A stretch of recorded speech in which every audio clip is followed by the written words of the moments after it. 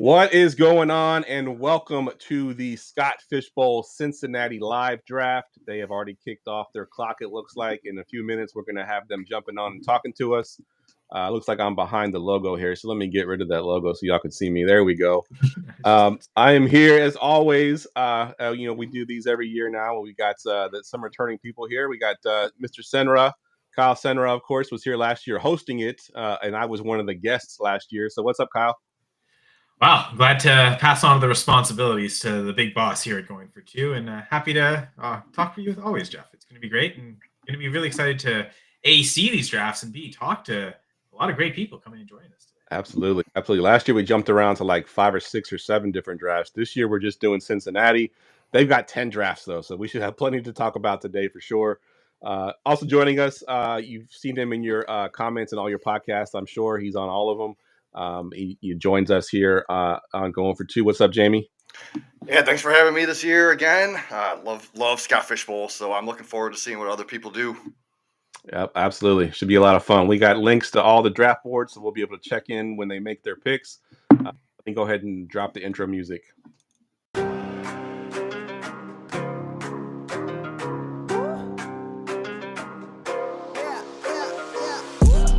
Going for two, kickers are extra, I give them the boot. Ooh, going for two, sit back, relax while I grab me a brew. Ooh, now I'm reclining while putting my time and I'm ready to go. My spine is aligning and much my lineups, my bank account grow.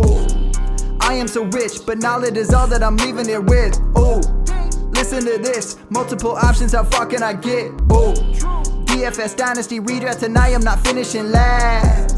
I'm finishing past any and all, I am looking to last. What else? This spot is popping and I am so locked in and only opening the door when it is opportunity knocking. And all of these spots keep on talking and talking. So what are we talking? What kind of alignment? And running it deep, even players forgotten or came from the bottom or hitting that top end. And this spot is popping, yeah, this spot is popping. And woo, this is the armchair, yeah. Put up your arms, yeah. Sound the alarm, yeah, yeah, yeah. Woo. All right, and we are back, and it looks like they have not made the first pick yet. Wyatt is on the board, and he is actually going to be our first guest, so we'll get to talk to him immediately after he makes his first pick and discuss exactly what his strategy was. Looking at the ADP that I put up on the website, Bijan Robinson, Kyle, seems to be the consensus 101. What do you think about Bijan, and is there anybody else you'd be thinking about there at the 101? I think the scoring settings with so many things being thrown at you, I'm picking 102 in mine, and I've kind of set myself up. I'm trying to who are the top two at each position and figure out which position is the best. And that way I'll just whatever position I think is the best to go with, I'll just take. If the first guy is taken, I'll just take the second guy. And I've kind of set myself up where I can, once I've really identified it, I think I'll be happy with no matter who I get. From the running back perspective, the one thing that stood out was whenever I see points per first down, I always think running backs do tend to benefit the most. Short yardage, those count as first downs kind of more easily. Yes, receivers, their depth of target when they're catching passes are more likely to get first downs per play based on relative to running backs. Not every running back play is going for a first down, but the sheer volume of times running backs will get carries and also how often they're used in short yardage situations. That I think kind of pushes me to, okay, running backs, you probably do want a lot of as many starting running backs as you can, and depth is important. And maybe right off the bat, you figure if I'm 101, there could be a ton of running backs go between my 212 and then having the 312, like those long gaps. If you want to start running back depth right away and just take the RB1 at 101, I can't fault it because again, the points, the half, I think is it a half point for first down or full point? I think it's the half point. Yep, it's a half point. Yeah, that really. The one position I think that benefits the most is probably running backs, but there are some other scoring settings that say benefit the pass catchers more. So it's the delicate balance. Absolutely. What about you, Jamie? What pick do you have, and what do you think about the 101 here? Well, I have the 107, and I'm not going to get any of the top, obviously, like Barkley, Bijan. I would actually put Genty up there too because he's going to be that whole offense pretty much besides him and Bowers. So I could see Genty and Bowers being both top 7 picks. So if one of those fall to me, I'm definitely going to take one of those. I got a sneaky pick. think about Alvin Kamara in this format. I kind of want to. I want to put him top 5, honestly. Because of the targets, right? Yeah, the targets, the first downs. He's pretty much the whole offense. I could get him in the 3rd round, but I could see him being a first rounder in this. Absolutely. Yeah. Kamara is one of those guys that when you look at, so I did on GoingFor2.com, obviously I have the ADP that shows you where people are drafting them. And then you look at, I have the comparison sheet with the Scott Fishbowl comparison to the regular PPR. And Alvin Kamara is one of those players that jumps up tremendously from regular PPR in the Scott Fishbowl scoring because he does so much in that offense and just kind of stands out as a value. So yeah, he's definitely somebody I'd be looking at for sure. I do want to bring up real quick, I forgot to mention at the top, but the entire show today, we'll be matching all donations to FantasyCares using our link. So I should have put our link on there. I'll make sure to edit that. Our link is fantasycares.org/GF in the number 2. So I'll make sure to update that. But if you're watching on YouTube and you can scan that QR code, it'll bring you to the right place. For those of y'all that can't scan it, I'll make sure to get the link put up there so that you can type it into your browser and go do that for us. All right, looks like Wyatt made his first pick, so let's go ahead and talk about it here, Kyle. He should be joining us here shortly, but it was Bijan here going at the 101. No surprise, I don't think, for anybody that's been in the mocks. I think he's been pretty much taking 101 overall. It looks like Wyatt is jumping on right now, so let's ask him about his pick. Wyatt, what's up, man? How are you? Not bad. About yourself? Not too bad, man. So we were watching your draft here. We saw you took Bijan here. So give me your thoughts on taking Bijan here. And was he always the pick that you wanted here, or were you considering other guys? I was considering a lot of people, actually. With the tight end scoring the way it is, especially on Sleeper where it's 3.5 points per reception, I was contemplating Bowers or McBride. I think with the way the positions are this year, where you can basically start whatever you want, I think maybe devalues quarterback just a little bit. I actually think the position players at the top are worth more than the QBs. But once you get down the draft a little bit, you want the reliability of a QB. But Bijan's my highest projected running back. I think he has the easiest or best projected volume. And with this being a volume, format, really, it was kind of an easy pick for me. Absolutely. Kyle? Oh, there we go. There's Danny. Yeah. I'm on my phone. We're helping set up still. We're making food and everything. So I'm I'm in the middle of doing stuff. You're good. You're multi-purposing. Well, speaking of food, Bijan is expected to eat tons of volume, and as the points, half a point per carry, and then again the points per first down. I was saying before you got on that it feels like the one position that maybe benefits the most is running back. The sheer number of volume of first down runs that they might get. I think that's those two factors really do push the need for running back depth, and you might want to attack it early and attack it often. Yeah, I agree. I think that is the move. The high volume receivers you obviously want, but then it's the target volume starts getting harder to project. The further you go down. So yeah, I think the elite running backs are a good move in the first round for sure. So without giving too much away, Wyatt, do you have a strategy, going into this draft? I try to walk into Scott Fishbowl without strategies because it's wild every time. There's people who collect ADP data, it never really matters once you get in your draft. So it's always kind of flying by the seat of your pants that just trying to pick the best players. And I think this year more than ever, you really can't just go best available player in every single pick because of the way the roster is now this year. Yeah. Well, we are one of those sources that collect ADP. Yes. Going for you guys do good work. Yeah, it's still worthwhile, right? Because you can get an idea for the ranges of players, right? Absolutely. But expecting them to go exactly where you see the ADP data is a little bit unreliable, just because people coming into Scott Fishbowl have their strategy, what they want to do. Sometimes they go off board from what you expect.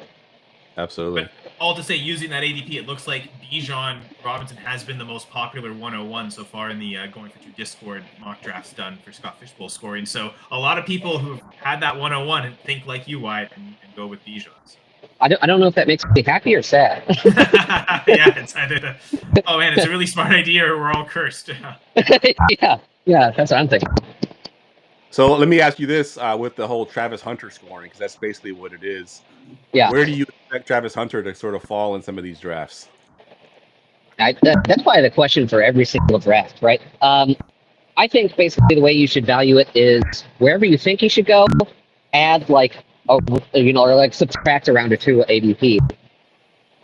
It's really hard to say how much he's going to be on defense and what he's going to do when he's on defense. I was just talking with Chris Allen and Justin Edwards earlier while we were cooking that, like, he goes on defense. You think the coaching staff wants him tackling? I would guess not.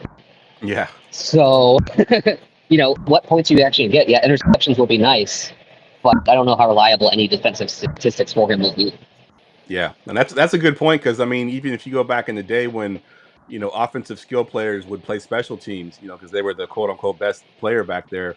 As the NFL kind of moved forward, they stopped doing that, right? They stopped putting their best guys back there. I think Antonio Brown is the last like superstar that I can remember ever returning punts or kicks. It's kind of the same thing with Travis Hunter, right? I mean, if he's playing offense, are they going to want him out there, tackling and doing all that kind of stuff? Because he can definitely get hurt on defense just as easy as he hurt on offense. I was going to say, for sure.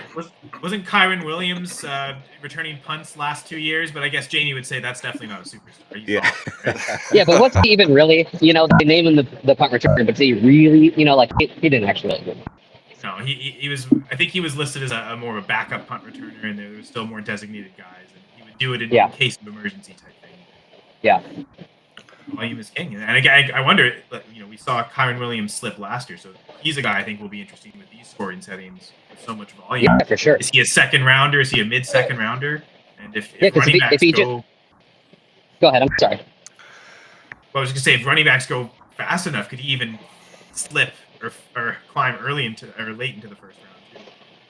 Yeah, because I mean, if he gets that volume that he's been getting, which I mean, honestly, I think he would. The Rams just draft a running back every year. Hasn't affected hiring yet.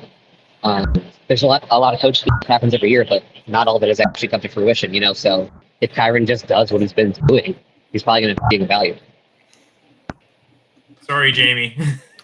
Hey, I'm all on Kyron this year at his value. I've been taking him in best ball leagues in the late third round, so I don't hate it. And Scott Fishbowl, I can see him late first. Absolutely. You got any questions, Jamie, for Wyatt here with his first round pick or anything? Yeah, real quick. Why did you choose your spot? And were you excited kind of when he was saying there might not be a third round reversal? There was absolutely zero strategy built into my pick. I picked it purely because I knew I was going to be walking around a lot. So you get to double tap. I like it. Yeah, so I knew that I would have a lot of space in between my picks. I knew I was going to be helping out with the event. And I knew we'd be running right up against the draft starting and helping out during the draft. So, and plus, it's fun to walk around the draft and say hi to everybody, see what everybody's up to. So I just knew I wanted to be on an end spot. I think I was actually the first person to sign up for Scott Fishbowl Cincinnati. I was in the first wave, and my phone was in hand when I got the email. So nice. I just quickly signed up to one spot for Ohio State, and so I could make sure that I'd be able to walk around. Good stuff. Good stuff. We got lots of people in the chat here too. If anybody in the chat's got a question for Wyatt, he took the 101. He's got Bijan. You see it there on your screen. Just drop it in the chat, and we'll make sure to ask him. There is a question here actually. Wilson's asking Jamar Chase 101, especially in Cincinnati, if that's something that we're going to commonly see throughout these. I bet there will be a ton of Jamar Chase 101 here, for sure. And that is a tough decision, right? I mean, it's Jamar Chase after all. For me, it's just the projectable volume for Bijan kind of breaks that tie. Absolutely. I want to mention again, guys, everybody in the chat there, we are matching all donations today up to $1,000. Make sure you visit our link to do that. It is fantasycares.org/GF2. So we are going to match any donations made today during the show. So hopefully we can hit our $1,000 goal and get that full match. So please, I'll be putting up the QR code here again, but the website is fantasycares.org/GF2.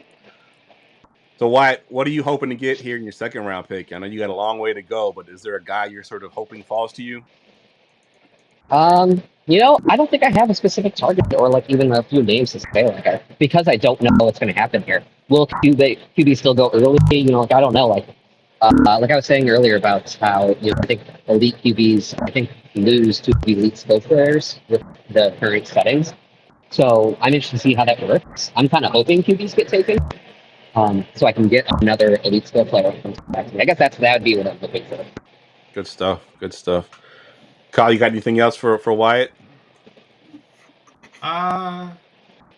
Well, no. I think I've been trying to look through the other draft boards to see if anyone's started yet, to see if there's been any other picks, and so far you're the only one. You're the only one. Well, yeah. So like, I mean, we're still getting set up, right? Like people are still coming in and whatnot. But because I couldn't be at my draft board because I was like helping with food and whatnot, I just quickly went on to Sleeper and made my pick and came onto this. So at least I knew I wasn't holding them up if they got going. But so I don't know if anybody's actually really started. Gotcha. Well, you know what? We'll let you go since you got so many things going on. Appreciate you jumping on to tell us about your first round pick, and have a great time. I host a live draft. I hosted the DC draft, so I know they're a lot of fun. For the rest of your day, they're the best. Yeah, I appreciate you guys for having me. Really appreciate it. Everyone out there, make sure you're donating to FantasyCares if you can. If you can't, spreading the word is just as good. So everybody, have fun, donate, do your part. Appreciate y'all. Absolutely, man. Have a good day. You too.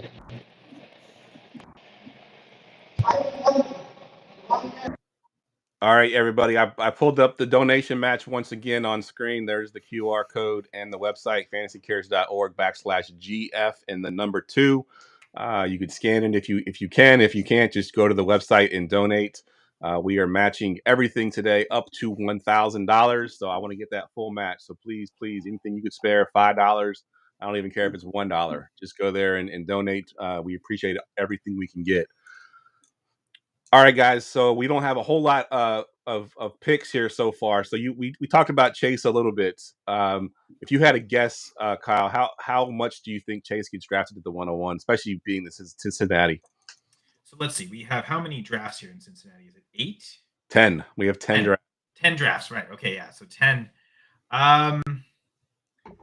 It wouldn't shock me if that got to half and say 5 of the 10 were Chase. And I think the points per target really, I think inflates that for sure. It's something that I haven't played in the league with that gave points per target yet. So I know my first thinking going into this was, maybe we should be willing to take these wide receivers and tight ends, wherever the elite ones are, if you think finishes number 1 at those positions. Put your stamp and plant your flag and just take them as early as possible. Absolutely. If Chase repeats what he did last year, I mean, he'll probably definitely be worth it as the 101. So knowing it's the Cincinnati draft too, I could definitely see that getting up there where he ends up being the most popular pick throughout this draft, even if it's not the majority of leagues. If it's spread out enough, if some drafts it's Brock Bowers, if someone still thinks quarterback and takes a quarterback 101, I don't know that that's out of the question. I know we're maybe it's the one position we least expect to see at 101, which is weird for a super flex league. Right. We know that would be, but hey, it's all about scoring, right? Jamie, we've been talking about that so much on Dynasty 6-Pack, how scoring really determines how we view quarterbacks and how high, what the QB rankings will look like, but also where do the quarterbacks go relative to all the other positions. Yeah, that's what I was going to talk about too a little bit, Jamie. I want to go to you because I put out that comparison sheet again with Scott Fishbowl scoring versus a regular PPR league, and there's only one quarterback based on last year's stats that would be a first-round pick in this format because there is no positions, and that was Lamar Jackson. The next quarterback wasn't even to like 13th or 14th overall, but people see that Superflex, and they have that in their mindset that they got to get quarterbacks. How much do you think they're going to be drafting those quarterbacks early when they probably shouldn't be? Yeah, for me, I'm not considering the first quarterback, which would be Lamar Jackson, until mid-second round. I'd rather have the CeeDee Lambs, the Malik Neighbors, even like the Chase Browns, Derrick Henry. When it gets down to like the A-chain, I might consider Lamar Jackson over A-chain, but then I might even want to go Kittle at that point because of the tight end scoring. So yeah, it's hard for me to pick a quarterback in the first round. I don't think I want to do it, and if I did, it would definitely be Lamar Jackson. Then I would consider Jaden Daniels next, and then Josh Allen, like right back to back. Yeah. But it's going to be in that like 17-20 range, not in the first round. Right. It's funny, right? So I do the ADP. Obviously, I think we're up to like 65 mock drafts right now. It's really cool when I do it. All I do is add the sleeper codes in the IDs, and then I click update, right? And I get to watch the ADP sort of update as it's right there in front of me. And you can kind of see it from the very beginning when I only had 10 drafts. There was quarterbacks all up at the top here. And each time I updated, those quarterbacks drop a little bit further each time because people are starting to realize, like, oh, wait a minute. I don't need a quarterback this early. I need these skill players because they're going to be getting all these points. But Kyle, not everybody looks at my ADP, unfortunately. Not everybody's watching this show here. So I think across the Scott Fishbowl, I think we're going to see a lot of quarterbacks going pretty early. Yeah. Is there like a sleeper quarterback later? Because I have one in mind that you can probably get down in like the 40s, 50s overall, and that's Justin Fields. That's what I was thinking too. As soon as you said sleeper quarterback, I figured why are we singling out Lamar and Jaden? Because I know that's something we've talked about on Dynasty Six Pack, Jamie. The hesitation you might have for Jaden Daniels. We've only seen one season of it, but you're already saying he's the second quarterback here. And my thinking is because of the total rushing attempts, the total rushing yards, and how often he's running for first downs. I think is that why you have him and Lamar as the top two? Yeah, pretty much. Of course. So then that skill set follows that Fields would be similar. The third quarterback that has that 1,000-yard rushing type of upside is really those three as the top three in that. But you're probably going to get Fields a lot cheaper than you're going to get Lamar and Jaden Daniels. Yeah, I like that. Kyle, so we got a question here on screen. Yeah. Thoughts on zero or hero position strategy in the scoring system, like zero QB or hero RB? I will say in yesterday's live drafts, there was a person at the 4 spot that drafted literally all running backs until their very last 10th round pick and got a receiver. I was just about to say that. Like I know I like running backs, Geoff. Every time we do PLP, I always talk. There's not enough running backs, right? Like this is one format where you almost probably can't have too many running backs. So yeah, I'm thinking you can definitely just decide I'm going to punt this position. Yep.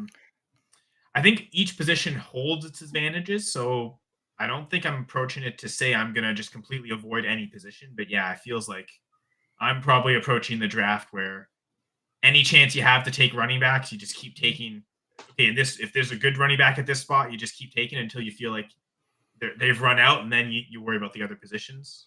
Yeah, I think I feel like there's a quarterback you really want at some point.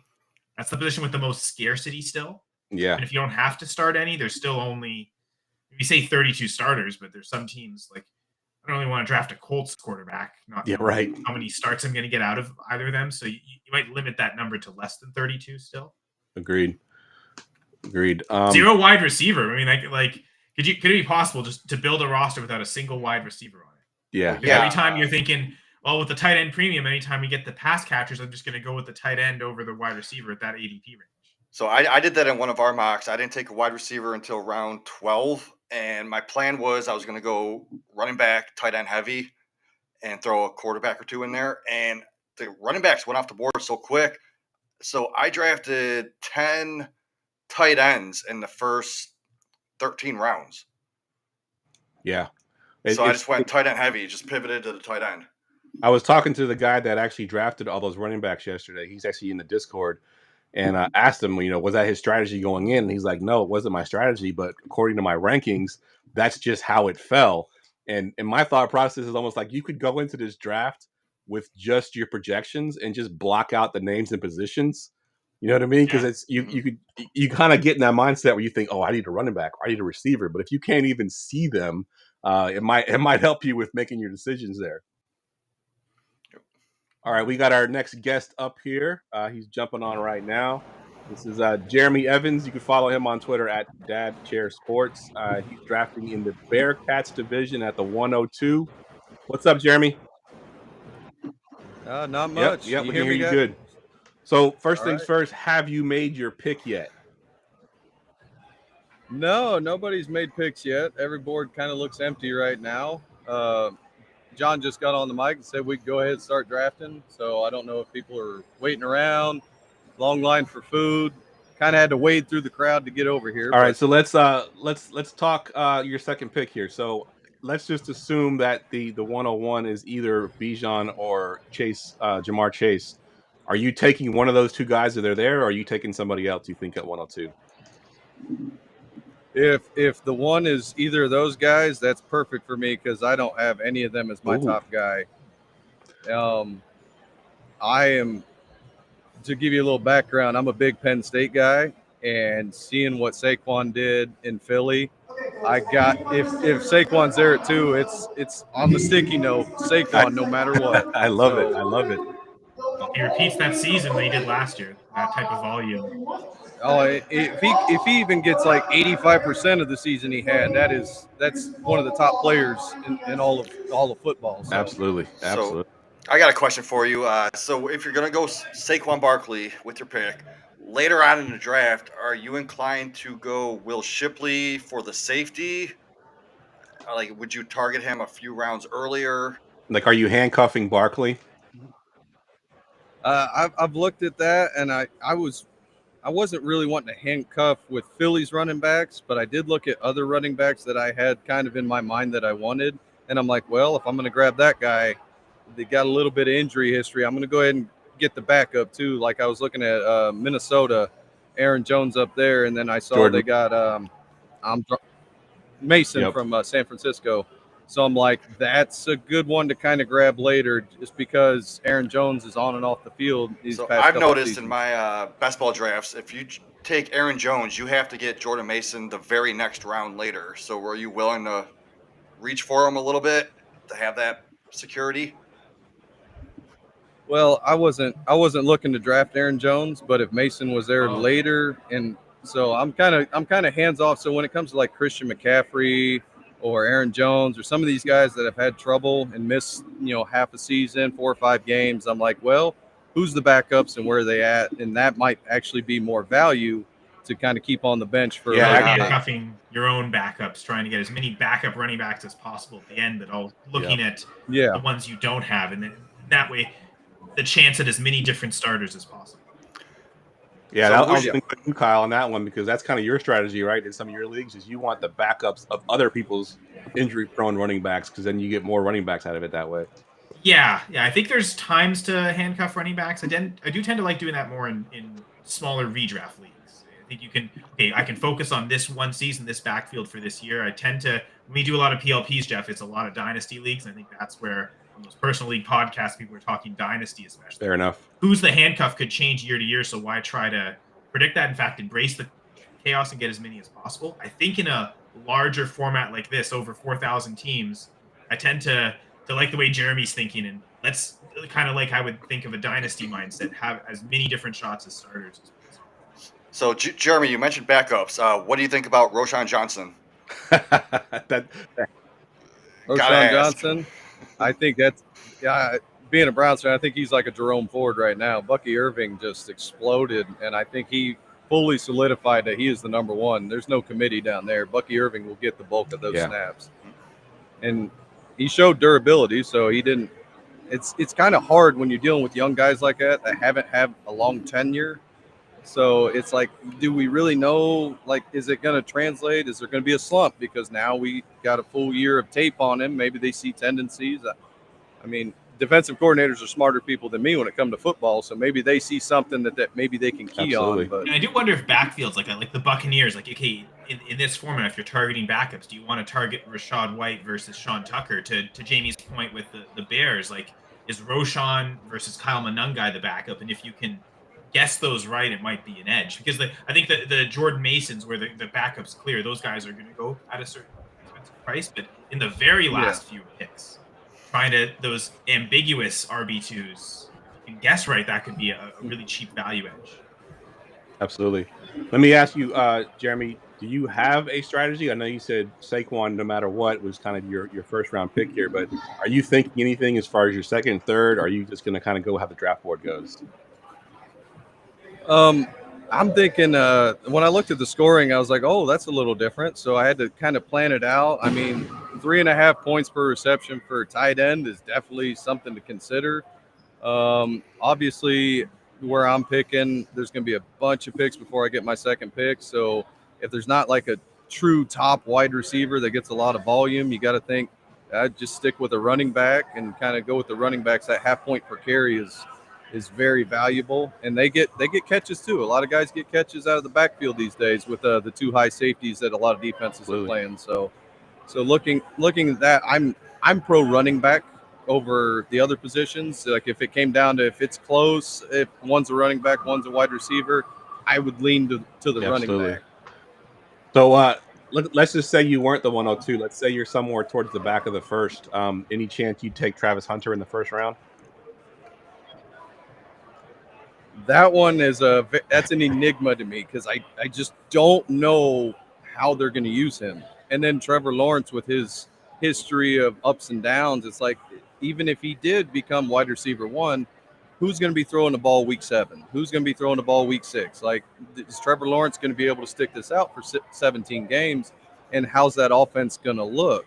It's just really the Jaguars are really an enigma to kind of figure out who's the guy.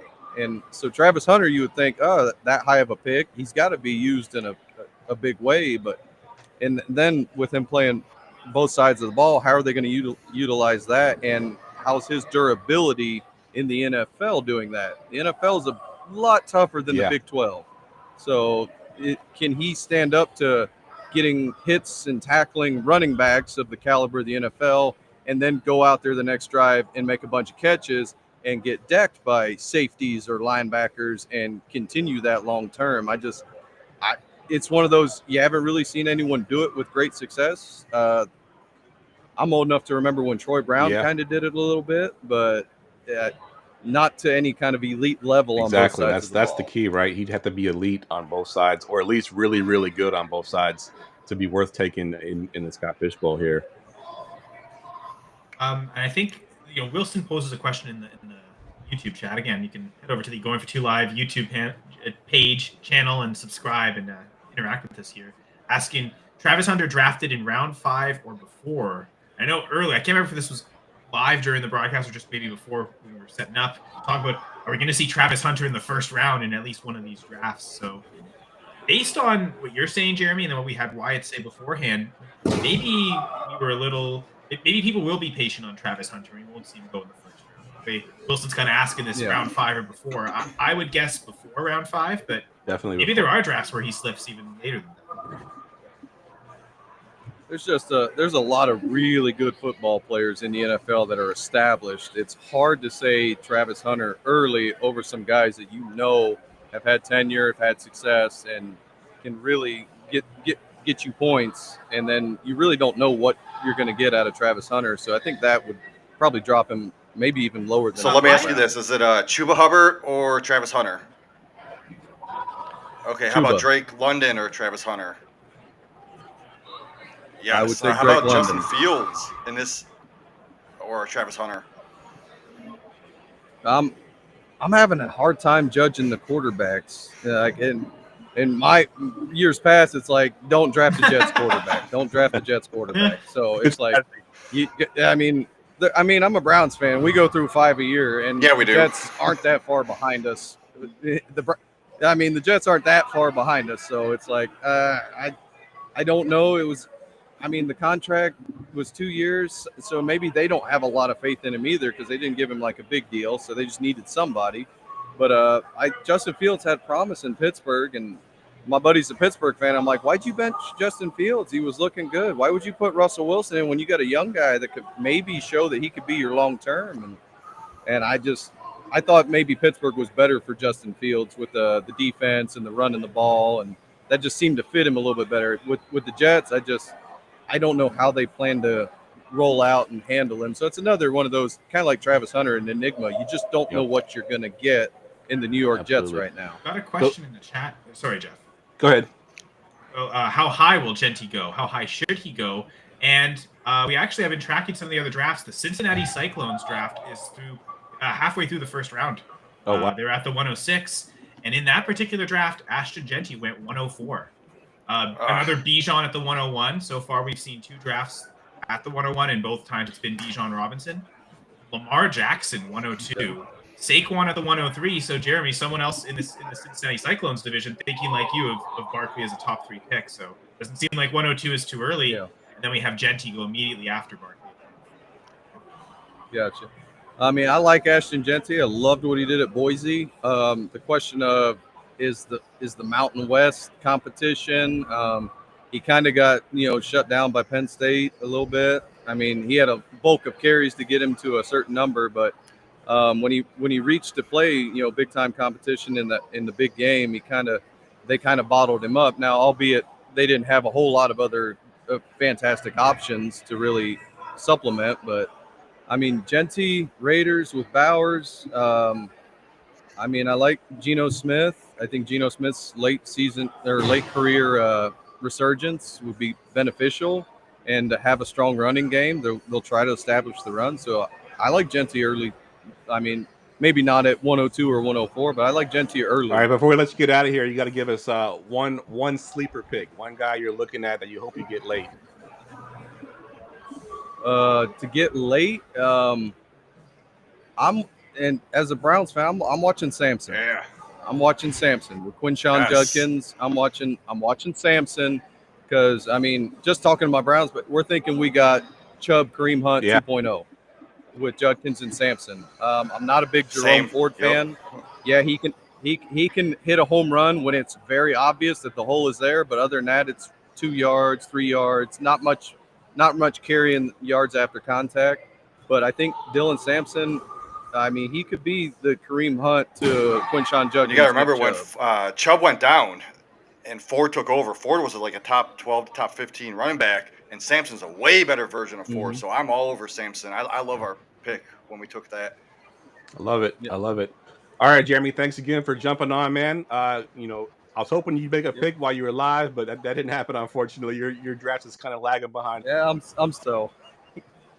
All right. Well, good stuff, man. Thanks for coming on. Enjoy the rest of your day, man. Yep. Thanks for having me. No problem. All right. I'll take this time to once again mention our donation match. If you're in the chat, we are matching all donations today up to $1,000. Hoping we can hit that mark before we're off the air. If you can scan that QR code on the screen there, or you can just go to FantasyCares.org/GF2 to make your donations. Anything, $1, $5, whatever you can spare. Please do that so we can hit our $1,000 mark. We appreciate it. All right, so Kyle, you brought up the Cyclones here, and I pulled up the draft here on screen, waiting for our next guest. Amber, she'll be on next. Looking at this draft, anything stand out to you? Well, I think, talking about maybe fading quarterbacks and seeing Lamar go 102 instantly does show that there's still some quarterbacks that will be valued. And a little spoiler, there is another draft where a 101 was selected and a quarterback went 101. We can touch on that in a little bit. But yeah, I think that kind of stood out immediately of, okay, someone still believes in Lamar. And I mean, to the point of what we were talking about earlier, like that is the archetype of quarterback you want, someone who's going to gain a ton of rushing yards, a lot of rushing first downs. But yeah, I think the overall rushing volume of points per carry makes me do want to leave those running backs. So seeing Bijan, Barkley, Genty, I kind of feel like Gibbs at the 106 is a bit of a value. And as someone who thinking 102, 101, 102 for myself, who are those top two running backs I want? I am leaning Bijan, Gibbs right away, especially if Gibbs, his involvement in the passing game. It gets a lot of carries, but he also gets a lot of targets. So I figured Gibbs is actually maybe one of the more reliable running backs to go with. And to see, I really like Ashton Genty, but I'd have a hard time taking the rookie ahead of Gibbs. Seeing what Gibbs has done year after year. And maybe this is a little bit of it's different every year, but sometimes, oh man, I had this player on my Scott Fishbowl team last year. It's a good memory. And Gibbs was a great piece for me last year. One of my best players overall. Yeah, last year was nice. You could take him in the third or fourth round. This time you're having to maybe take him 102, but I figured that person at the 106. That's a nice gift to get. Absolutely. And that 107. I mean, I don't think any of us thought Jamar Chase would be there at 107, but yeah, maybe we won't see him go 101. And so far, we've seen 2 drafts already with Bijan as the 101. So maybe my initial estimation of he could equal Bijan in terms of total number of 101 shares. Maybe not. Even in Cincinnati, people will still stick to those running backs. It looks like. Absolutely. Jamie, anything to you stand out here in this draft besides the Genty and maybe Jamar Chase? It's just the 2 quarterbacks going. I would 3 quarterbacks now. Jaden Daniels just going off the board. Yeah, that seems way too early. So people are going to get value later on. I would rather have like someone like Jonathan Taylor, I think, over the Genty. Like I do love Genty, but I just think Jonathan Taylor, he's going to get a lot of volume. Yeah, I can't see taking a rookie over someone that's already established. And we saw what JT did in the last 3 games last year when he was fully healthy after that high ankle sprain was healed. He smashed. He won championships, and he's going to be fully healthy this year. So I think people are sleeping on Jonathan Taylor. Yeah, absolutely. And Wilson's in the chat. Breaking news here: Kevin Durant just got signed to the Rockets. So appreciate you, Wilson, keeping us up to date on the NBA while we're doing this as well. Because I pretty much have my laptop and my phone and my desktop all Scott Fishbowl right now. So I missed that. I do want to bring up this comment that Ann really, thinking even with tight end premium, if they don't get one of the top ones, going to punt because of possible targets to the other positions. Like, okay, points per target's great. The tight end premium on receptions is great, but they have to get the targets and catches to make it worth it. And I wonder if a couple managers thinking that too. Let's just take Bowers, McBride right off the bat, and we see in the Cincinnati Cyclones division 2 tight ends off the board in the first round, almost in the first half of the first round. So I'm going to be interested to see where Kittle goes, because Kittle did outscore Bowers in a points per game basis, and they lost Debo. Ayuk's hurt. Is Kittle going to be like a PPR monster and be the number 1 tight end this year? I think so. Absolutely. One thing I want to talk about here real quick is we mentioned the targets. So the targets are only a stat on the MFL site. I'm gonna pull up the scoring here. Right. Yeah. So I want to talk about the differences here. And if you're on MFL and you're getting points per target, does True, that? I keep saying that. Yeah. Does that change your opinion on any of those, Kyle? Well, okay, so you get more per reception on Sleeper versus more per target on MFL. I suppose.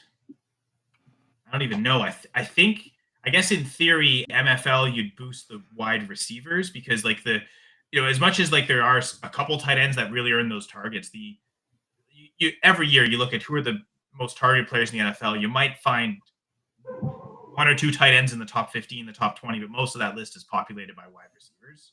So I guess for Sleeper, you might I think it makes it on Sleeper even more viable to go 0 wide receiver. Yeah.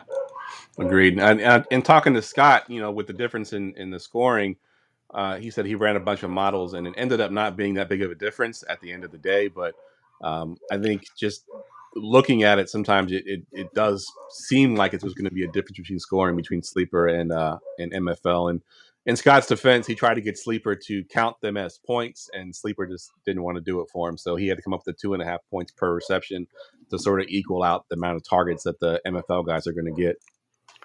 Yeah, so there is one player I figured that's going to benefit in the MFL platform, and it's going to be Jerry Jeudy, because that guy gets so many targets, but he doesn't catch a lot. His cat rate has been pretty bad throughout his career. Exactly. So, yeah, MFL players, go get Jerry Jeudy late because it could be a value.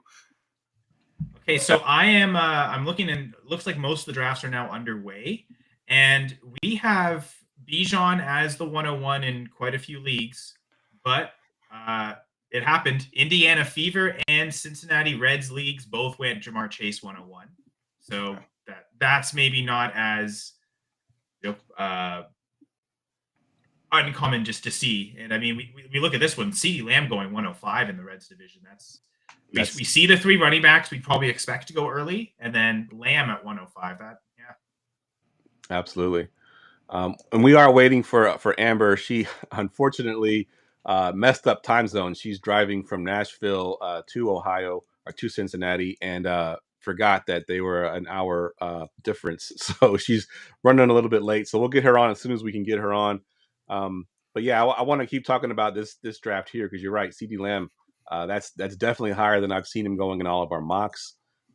What do you think, Jamie, of that going CeeDee Lamb 105? You think it's a viable option there? No, not at all. I have him outside my top 12 in this format, probably around like that 15, 16 area. Do you have any wide receivers you think are worth taking in the first round? Jamar Chase at 3. Okay. Justin Jefferson at 11 and Neighbors 15. So yeah, just those two.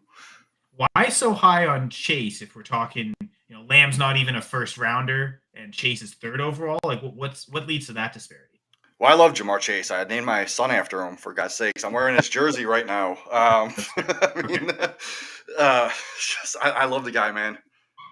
Well, and I mean, to be fair, I've seen again now 3 drafts actually with Chase in this. 3 out of the 10 so far have Chase as the 101, including the Cincinnati Bengals draft, which I suppose of all the leagues, that would be the one where he would go 101. I'm shocked Burrow wasn't the first QB taken. Yeah, and we just saw Genty go in this draft here. So Genty looks like top 6 pick, and the ones that have drafted that far. To me, it's a little risky, right? It's a rookie. We don't know how that offense is going to be. Touchdown upside is not going to be there. Do you think people are just kind of reaching for that high ceiling, Kyle?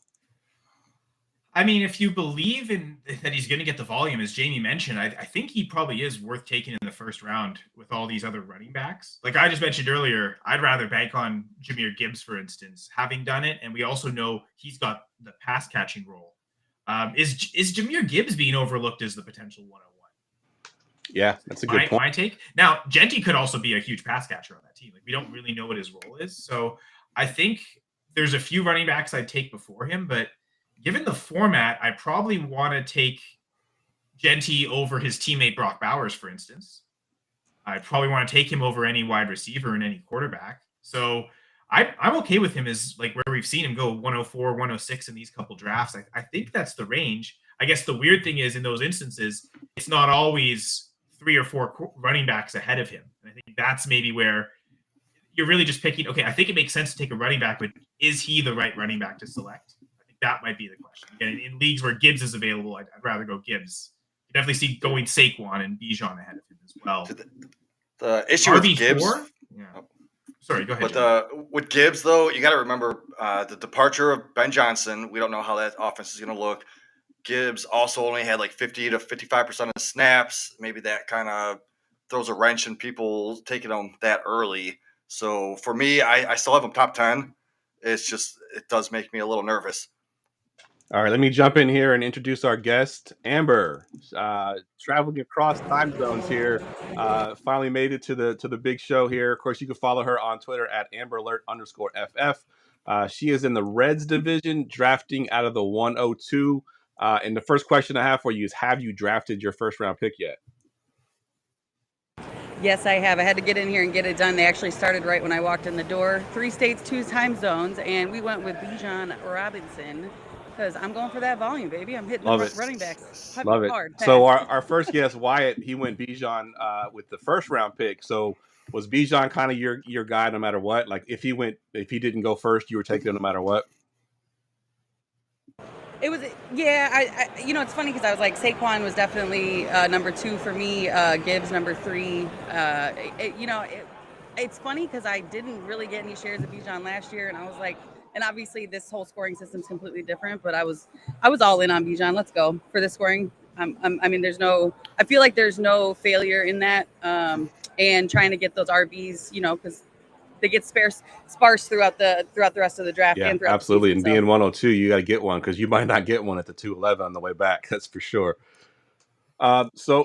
So I know you just got there a few minutes ago, but have you seen anybody that was surprising to you? Anybody in your draft, or maybe you looked at the other drafts yet that you kind of were surprised they went so high? I actually haven't even had the opportunity to look. Jamar Chase went on the number 1 spot, and then where are we sitting? We're at Saquon, the 104. I don't know where the 103 is. CD, Ashton, and Brock. I feel like that's pretty much how I guessed it was going to go. Love it. In terms of 101s, it looks like of the 10 Cincinnati drafts, 6 of them have had Bijan Robinson as the 101. So a lot of people thinking like you, more than the majority here. Looks like 3 went Jamar Chase. This would be a surprise. In the Indianapolis Colts division, Josh Allen went as the 1. Wow. Yes, not even Lamar, as we were talking about. Yeah, that is surprising there. But we just see here in the Cincinnati Reds, Josh Allen is the first quarterback off the board. What did you think? What do you think of that? Like, did you have quarterback in mind? I figured maybe at 102 you were thinking you'd probably bypass all the elite quarterbacks, but did you have them ranked in a certain way?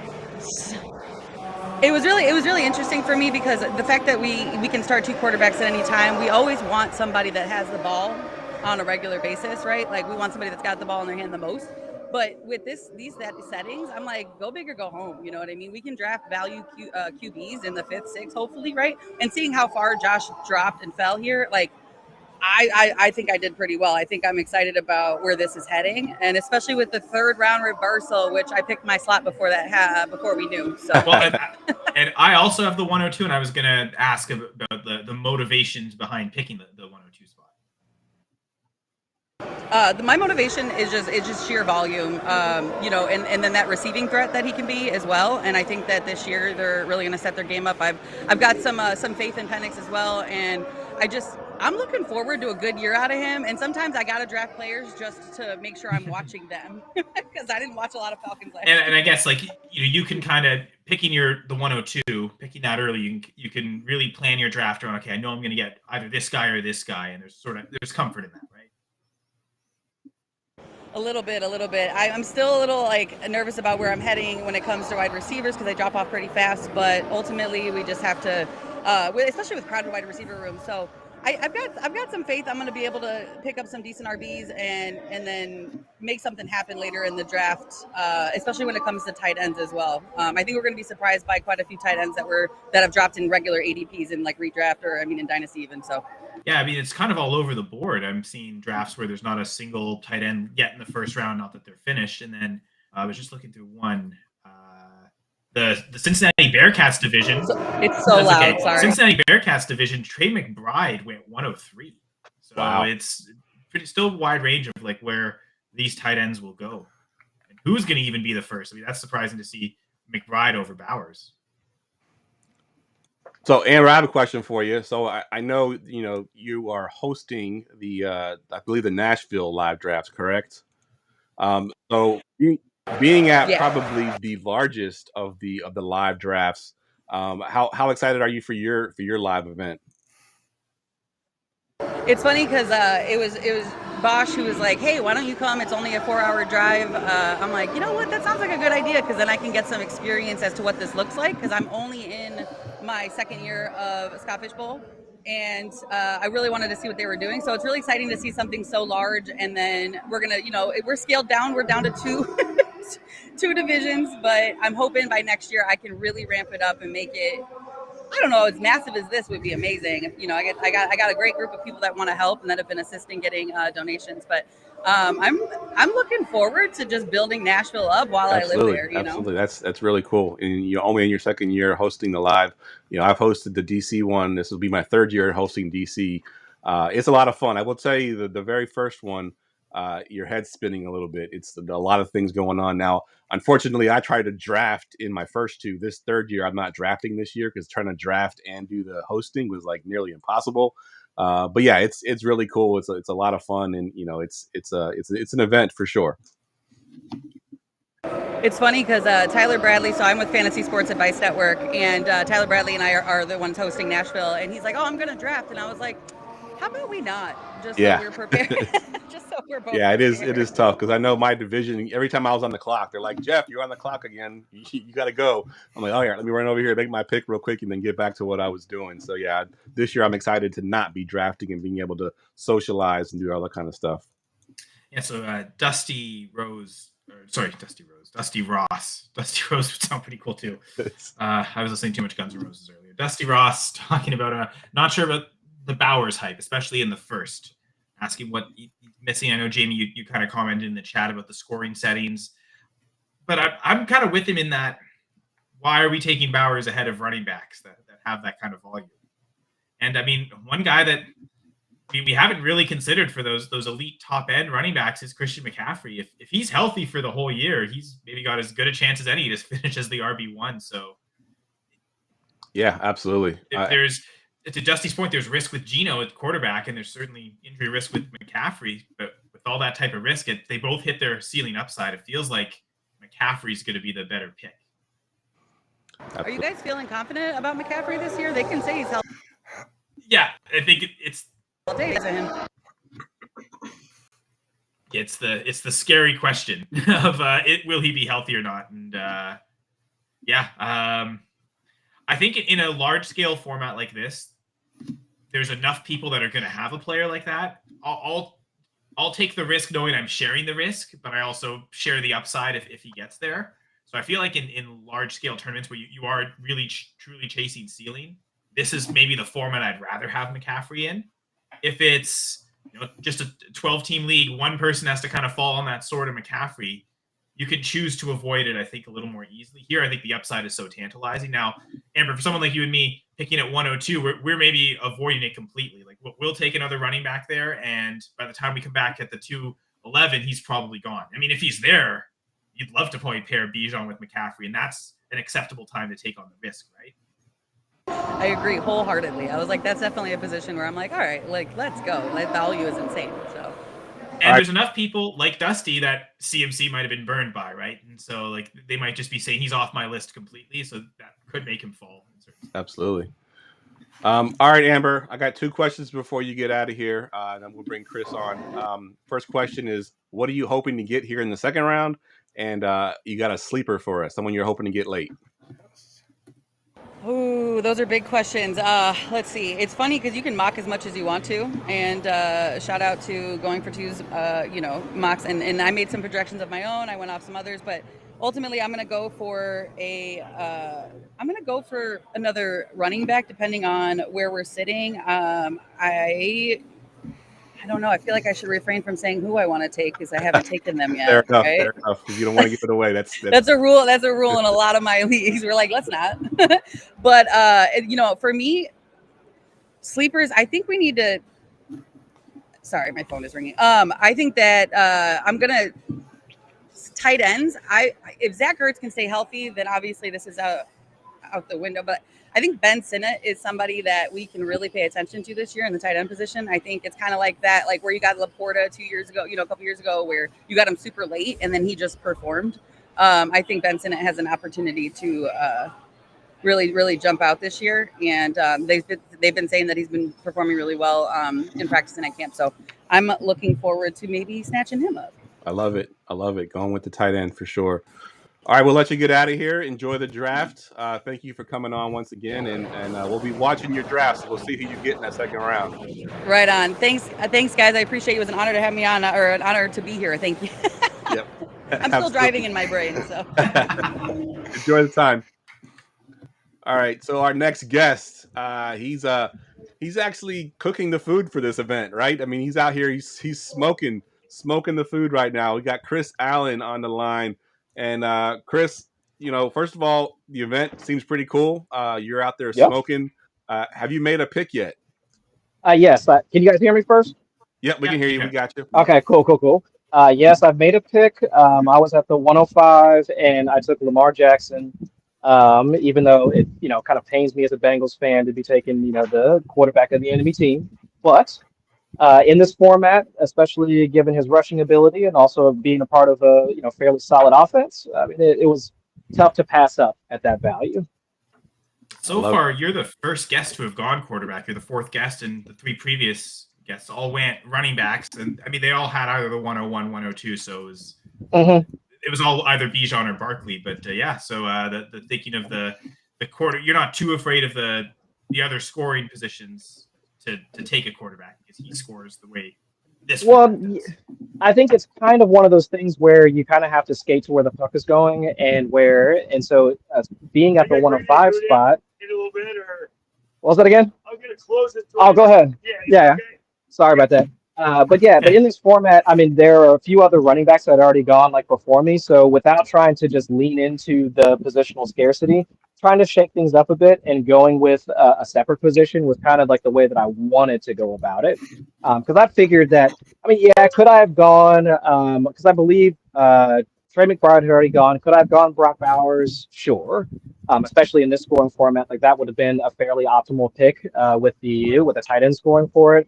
But looking at the week-to-week volatility, especially for Brock Bowers' situation, considering their, offensive shakeup, Geno Smith coming in, we'll see how well the rest of the offense holds up. So not to say that he's going to have a down year or anything like that, but just knowing the bankable scoring or from a week-to-week standpoint for Lamar Jackson. At least put him slightly above Brock Bowers for me, but I can understand why somebody else would want to go in a different direction at that spot. Gotcha. Now, let me ask you this. Was there any thought put into trying to be different, in a large field tournament like this? If you just drafting the chalk the entire time, you're probably not going to be different than everybody else. So was there a thought process to go on Lamar Jackson here to be different? Partly, yes, because I do think a lot of people, and given the scoring format, to your point, that some folks will try and go, or at least will try and sit with, oh yeah, I need to get running backs early and focus on some of the core positions at that spot. But so I was thinking, yes, not only am I going to get some of the, lessen some of the week-to-week variance that might come with a pass catcher like Brock Bowers, I'm also going to be slightly unique in taking a quarterback somewhat early, because I'd seen in a couple other divisions that were maybe a few picks ahead of us. The quarterbacks were going, let's say, 107, 108, 109 versus me kind of sliding LJ up a few picks. So yes, differentiation is definitely a thing that you have to do in large-scale tournaments like this. So it was kind of on my brain, but at the very least, I wanted to secure not just a elite option at that pick, but also somebody that I know from a week-to-week standpoint I don't have to worry about. Whereas with Brock Bowers, it's like, at least in the back of my mind, just a little bit. Not saying he's going to have a down year again, but just a little bit comparing the two, I would just rather have Lamar than Brock Bowers. Absolutely. I love it. I do have one more question, and it's the question that only you can answer. You're the only guest that can come on that can answer this question. What do you smoke? Oh, boy. What do you smoke? Oh, I mean, y'all want to see what we got going on? Oh, I mean, we can make it happen. Let's see if I can work the technology here. Hold on, because we got a little bit of everything in here. So once the smoke clears, let me know if y'all can see behind me. Yep. So we got some ribs already wrapped up in the back. We got some chicken wings that have been on there for a little bit. We got some smoked sausage also in the back as well. So, and then also, I mean, in a large tin tray behind me, there's some baked beans that probably need to come off here shortly. But yeah, it's been between those. I mean, yeah, everybody's gonna eat today. I can tell you that for sure. I love it. I'm gonna invite you to DC Live Draft next year. I'm the host of the DC Live. Wow. Man, yeah. Hey, I've been talking about this, and people around here can vouch for it. I've been talking about cooking for the fantasy community and doing something like this for probably about 6-7 years now.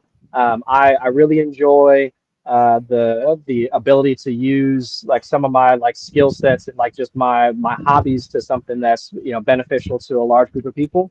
And so doing this for something that I'm passionate about, which is fantasy football, and also being a part of the Scott Fish Bowl, is just another way for me to just be a part of this event versus just coming up, showing up, drafting, catching up with some old friends and all that. I get to be a part of it a little more than that. So, I mean, really, I'm thankful to folks like John Bosch and the rest of the folks at FantasyCares that have put together something like this, because then I can at least offer my services. And if it's, hey, yeah, we more than happy. I mean, if you can bring your stuff down and start cooking for us, and of course, so yeah, it's just I'm thankful for the opportunity and just to be able to do something like this, especially seeing 150 or 150-ish people or so all here to take part in a fantasy football draft. I mean, how often are you going to be able to do something like that? Yeah, really cool, really cool.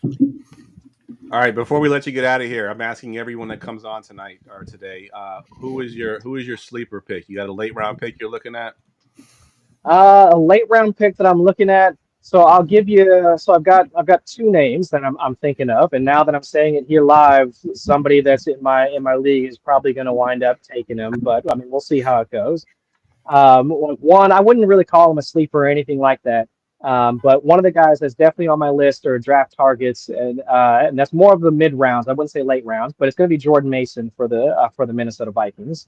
Because again, we're talking about the format. Running backs are heavily favored in the way this is kind of shaken out.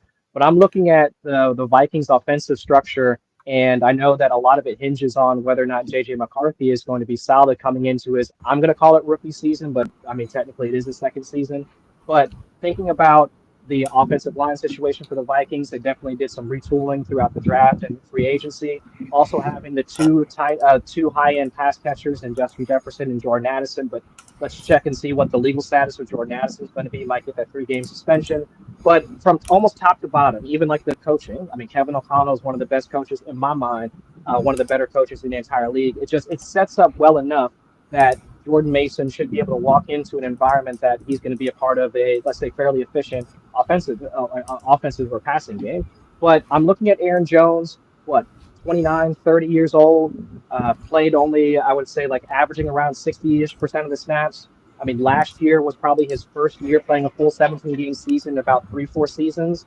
So if I could see a scenario where Mason comes in, at least garners, let's say, a partial workload, but also remember when he was in San Francisco, he was also running routes. He was one of the only backup running backs behind Christian McCaffrey that was out there running routes and earning targets from Brock Purdy.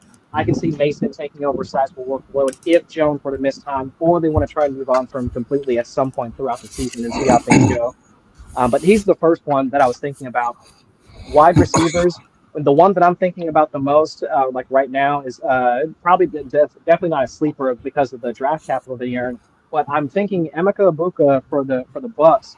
He should be able to slide into a fairly solid role, like alongside Mike Evans, and then we'll see what the health of Chris Godwin is going to be moving forward. But from a 3 wide receiver set standpoint, I mean, he should be out there for a number of snaps, like earning targets with Baker Mayfield. So I think that passing offense, while folks might have some concern about what it's going to look like without Liam Cohen being there and heading up some of the passing games since he moved over to Jacksonville, I still think there's enough talent, definitely, and I'll say that because I'm Ohio State biased, that there should be enough there and enough passing volume there for Egbuka to be a larger force than some might see, because they might look at the Bucs and be like, a lot of mouths to feed. Don't know if Baker can sustain some of the pace that he was on last season, and Egbuka should be able to take up a lot of it, especially if, let's say, God forbid, Chris Godwin doesn't make it back this season. God forbid, Mike Evans takes a step back because he's getting older, but Egbuka should be able to walk into that, I would say, wide receiver 1B-ish type of role sooner rather than later in my mind.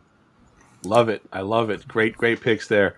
All right, man, we'll let you get out of here. I know you got a lot going on out there. I appreciate you being able to out to join us, and some great information there. So I really appreciate it, man. Thank you. No, I appreciate it. Anytime I can come and help, I mean, I'm definitely down for it. So appreciate y'all putting this on. Good luck to all the rest of the drafters, and thanks again, guys. Absolutely. Have a good day. All right, y'all take care. All right. In case y'all didn't notice, we had another person jump on the stream with us here. John, what's up, man? What's going on, guys? Happy Sunday. Happy draft. This is I ran the first ever live fishbowl in Chicago. I run a bunch of Chicago home league drafts. I run the Miami Glen Dynasty home leagues, which is there's 8 in-person drafts from all fantasy analysts from the Chicagoland area. And when I got a hold of Scott and said, hey, when you're doing this, I'd like to do it. There's a bar in Chicago called Bourbon Street. It's literally a Home Depot that turned into a bar. It's that big. It's actually humongous. So we had, I think we had 6 drafts the first one, 5 or 6 drafts first one. But I mean, it was right in my home, right in my wheelbase. I set up the boards, tons of drinks, tons of waitresses set up. Everything was absolutely awesome. And since then, I've been doing every live draft since. I've been going places. This year, I'm going to Madison, Wisconsin. I like to travel every year to go to a different draft now. I'm going to try and hit a bunch of cities to meet new people. So I'm going to Madison this year. So my wife's birthday is actually the 28th, and I got kind of roped into buying her tickets to her favorite guy, what's his name? Morgan Wallen. So I got to go see Morgan Wallen on the 28th on Saturday and get up in the morning and go draft the fishbowl on Sunday morning. So it should be an eventful weekend. Good stuff. All right, I'll go ahead and introduce our next guest. We got Luke Sawook. He is drafting in the FC Cincinnati division at the 5 pick, and also going to be our first guest that we can talk about their first round pick and second round pick, because he's already made 2 picks in the draft. So Luke, you went Saquon Barkley and followed up with Derrick Henry. How excited about that are you? Dude, I'm feeling excellent about that. Let me know if the audio level's all right, guys. I'm on this mic right here. But yeah, I mean, well, first of all, what's up, guys? Very excited to be at the live draft. I've lived in New York for the last couple of years, so I haven't been able to make it out to the Cincinnati live draft. I'm from Cincinnati, born and raised. So great to be here. Thanks for having me on the stream. I appreciate it. But yeah, I'm loving this start so far, man. I'm honestly pretty surprised that these running backs aren't going off the board a little hotter and heavier. I understand that it is a super flex. Ultimately, you do need 2 quarterbacks, and I usually love getting 2 elite quarterbacks in a super flex. And in a traditional super flex, I'm the type of guy who likes to get 2 quarterbacks in the first 3 rounds and just lock in those elite QBs. But with the way the scoring works for Scott Fishbowl this year, with all these crazy scoring boosts to running backs on carries, first downs, all that jazz, I think that the running backs are the cream of the crop here. I think that they're the belle of the ball. Saquon falling all the way to 5 was a big surprise to me, honestly. I think he's in consideration for the 101 or 102 in my mind pretty clearly. And then Henry, I thought was going to be a lock for the first-round pick. I will say as well, I'm very jealous of the team with the 12th pick. If you guys can scroll over a little bit to show that. They started off with Gibbs and Genty at the turn. I have no idea how Gibbs fell all the way to 12. That's disgustingly good value. But yeah, I love my start. I'm very happy with my start. I think that, looking at the projections and the stats from last year's scoring in this format and this year's scoring in this format, my running backs should both be very, very good players, and I'm excited to have them on my team. The only worry is, I guess age, regression for Saquon, and, Henry's obviously getting old, but I'm not scared. I love drafting Derrick Henry this year, and Saquon's obviously fantastic. So I love my start. Great stuff. Real quick, I wanted to mention to everybody that just joined us, we are matching all donations today up to $1,000. Just visit fantasycares.org/GF2, and we will match your donation up to $1,000. I'm hoping to hit that $1,000 before we close the show today.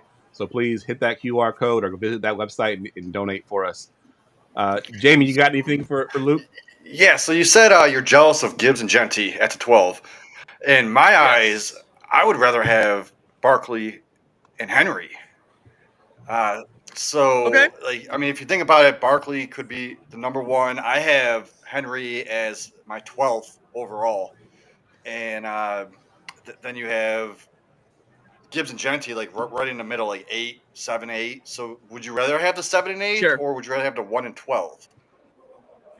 Well, I think it's a great question. I do appreciate your insight, and I do think I like my draft a lot to start as well. I think the only reason I'm jealous of them is because the value at which they got those two players, reversal in their advantage as well. So they're going to have another pick here very soon and get 3 really, really good players early. Well, I only get 2 for now, and I have to wait a little bit longer is the only thing for me. I think it's the tiebreaker, but yeah, I'm really happy with my start. Again, I was expecting this board to be a lot more green with running backs heavy.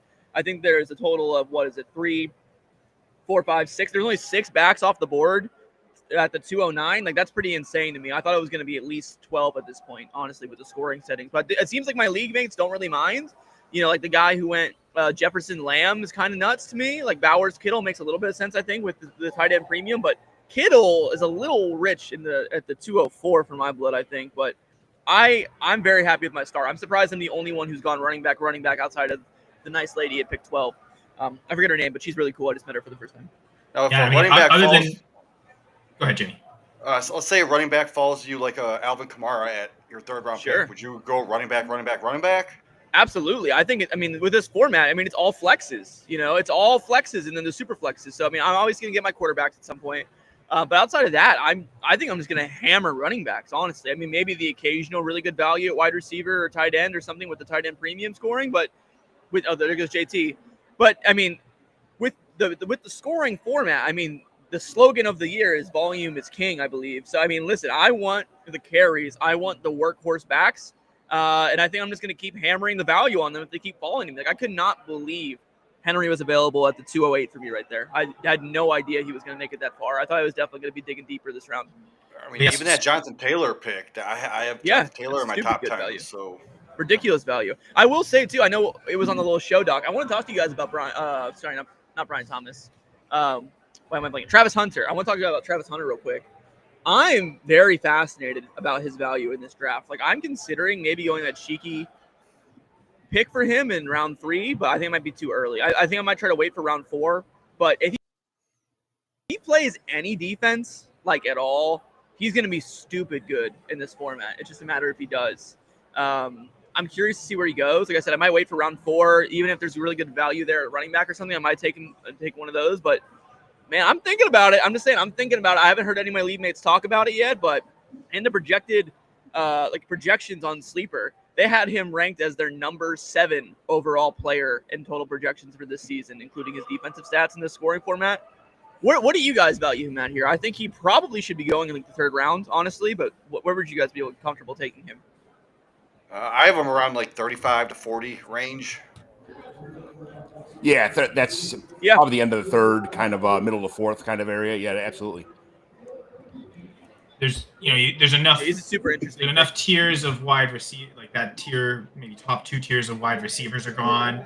Maybe the top of that 3rd tier because of the potential defensive scoring, and then it really just comes down to what running back is there, right? You just keep hammering running back rather than take any receiver. I guess my hesitation. Yeah, I mean, again, man, with all flexes, there's no reason for me to touch wide receiver, honestly, in my opinion. Like, I don't really understand. I mean, Jamar is Jamar. I get it. But, like, I don't really understand going, like, Jefferson Lamb or, you know, like, Burrow neighbors. Like, that doesn't really make much sense to me. Like, okay, we are in Cincinnati, but Jamar going that early and Burrow going that early in this scoring format's a little confusing to me, especially Burrow. He doesn't even run. Like, he's a great quarterback, great fantasy quarterback, but he doesn't even run. And the running quarterbacks get such a big boost in the scoring with the carries. Like, I think I would rather – is it crazy to say I would rather have Justin Fields straight up than Joe Burrow in this format? No, I agree. I'm just saying. I love that. So what about someone like a JSN? Would you consider him at wide receiver, or like a Khalil Shakur, someone that plays that slot role? Not really, honestly. I mean, like, I don't mind those players. I like JSN. I like Shakir late. But, like I said, I think I'm just going to keep hitting running backs, man. If the value like right now, I mean, there is a run going now with JT and Bucky going, but like this is where they should be going earlier than this. If the run continues and running back starts to thin out, then maybe I'll pivot. But I think as of now, my league mates, at least some of them, aren't really keen on the whole running back scoring thing. So I think I might just keep hammering running back and just see if the value keeps going. Because again, with the projected scoring, I mean, these running backs are the best value on the board right now. So I'm just going to keep hammering them. I mean, I'm saying we got a question in the YouTube chat here. Any chance, especially at a certain point, that QB may not be the best super flex option? I wonder where that line might be. I think the line is the running quarterbacks, right? I think that's absolutely. Yeah, I think the exact same way. Like I said, I love Justin Fields in this format. I think he's definitely someone I'm going to want to target later as it gets to that time for him to be picked. I mean, we did see the rushing quarterbacks go earlier in this draft, but again, I mean, like these are kind of just the consensus redraft running back or quarterback rankings with normal scoring here with Allen, Lamar, Burrow, Daniels, Hurts. I mean, this isn't that out of the ordinary. I think I'm going to target the later rushing quarterbacks like Fields, maybe even wait and get like a Drake May or something. Bo Nix might be nice. Kyler, I don't really know, but like I think that's more the direction I'm heading. I think I'm still to reference the YouTube comment.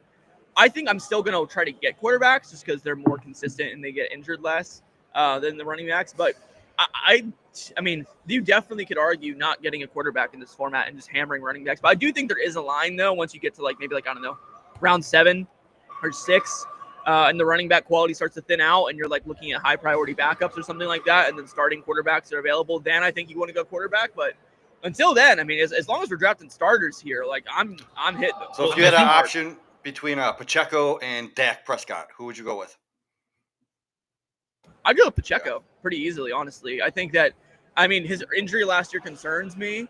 But I think having a full offseason to get healthy, I think he's still a talented player. I mean, this was a guy who was going in the late first round, mid-second round last year in redraft leagues. I think that the Chiefs, well, they feel a little bit more gross now because they're just getting older. Well, Kelsey is at least. Excuse me. I think the Pacheco volume on paper is still very valuable. While Dak is a great quarterback, he doesn't run the ball like at all. And in this format, running is so crucial that I think I would rather have Pacheco. I think so far of looking at all the 10 Cincinnati drafts, this is the only one that you're in, the FC Cincinnati, where 5 quarterbacks went in the first round. So yeah. You also interesting. So you're saying like quarterback heavy? My draft's going quarterback heavy. Yeah, I think at this point, most of those 5 quarterbacks are gone, but no other draft 5 go in the first round. I mean, I'm seeing some. Yeah, and then, I mean, we also had 3 tight ends go before at the 204. I think that's pretty high, probably, if I had to guess. And same with the wide receivers. I mean, we had quite a few go before my pick there. I mean, like, I love Puka. I love Neighbors. I'm not taking Puka or Neighbors even close to Derrick Henry in this format. Of the 10 drafts in Cincinnati, this is the earliest Kittle's gone at 204. But funny enough, I think it's the latest McBride's gone at 202. So it's funny that they kind of converged and were 2 picks apart. I'm seeing other drafts where that is a little interesting. It's basically like 2 rounds apart. Like one team, I mean, went McBride and Kittle. They were able to at 108 and then 205 in the Indiana Fever division. And then another team went McBride 109, Kittle 304, and Nakua between the two. Would have much rather, again, a Derrick Henry there who was available for them. I would have maybe. Yeah, totally. Again, like Mahomes. Oh my God, what is happening, folks? That's an insane pick. I mean, Pete's in love to pick 2. So far, that's the first time we've seen Mahomes. I think he's the only second-round Mahomes, so going to be in this in Cincinnati. Yeah, that's pretty nuts. Like I said, that's Kentucky Wildcats. He went 209. Mahomes. But interesting, the team that took Mahomes in the Kentucky Wildcats division actually went Burrow 104, Mahomes 209, and that's the earliest both those quarterbacks have gone. least in these 10. That is pretty interesting. I will say here as well with the running backs, I like Jacobs a lot. I like Bucky Irving too, but I think Bucky's a little rich for my blood at his current ADP. I'm surprised Achane's still on the board. Oh, there goes Travis Hunter. There you go, 301. So once again, the person picking at the 112 spot, I like what they're doing. I think that they're actually paying attention to the scoring format, so shout out to them. But I'm surprised Achane's still on the board here. If he makes it back to me, I'm going to pound Achane. But I will say, I'd be pretty surprised that these picks coming up here, none of them have running backs yet. Yeah, you're right. You're right. None of them have running backs at all. I'm seeing Hunter. Anything you wanted to chime in here with? Any questions you have for Luke on how his draft's going so far, or anything else about the draft board? This my draft I picked Jefferson, Neighbors, and London at the 112 spot. So 112 Jefferson, 212 Neighbors, and then 301 London. And I waited. I got Caleb Williams, Prescott, and Trevor Lawrence in the next, just because it's super flex. I mean, but at the same time, there is no positions here, so I don't really care. But I'm looking for who's going to get the most volume in the first couple rounds. Who's going to get the most targets? I know London's going to get 150 targets probably this year. So just something like that I'm going after, especially at 301. I do like the Gibbs, Genty, 112 and 201 spot there. The running backs, they're so exciting, but I wanted to do something different. If I'm going to follow everybody else's ADP here, I'm going to be in the same boat as everybody else. Every year I've done the fishbowl, I try to do something different than everybody else does, so I don't get caught getting the same players.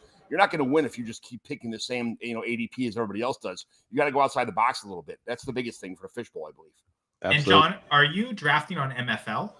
That's the problem. I'm not drafting on MFL and Sleeper. I know I'm kind of kicking myself in the arse here with the scoring, but at the same time, I want the volume.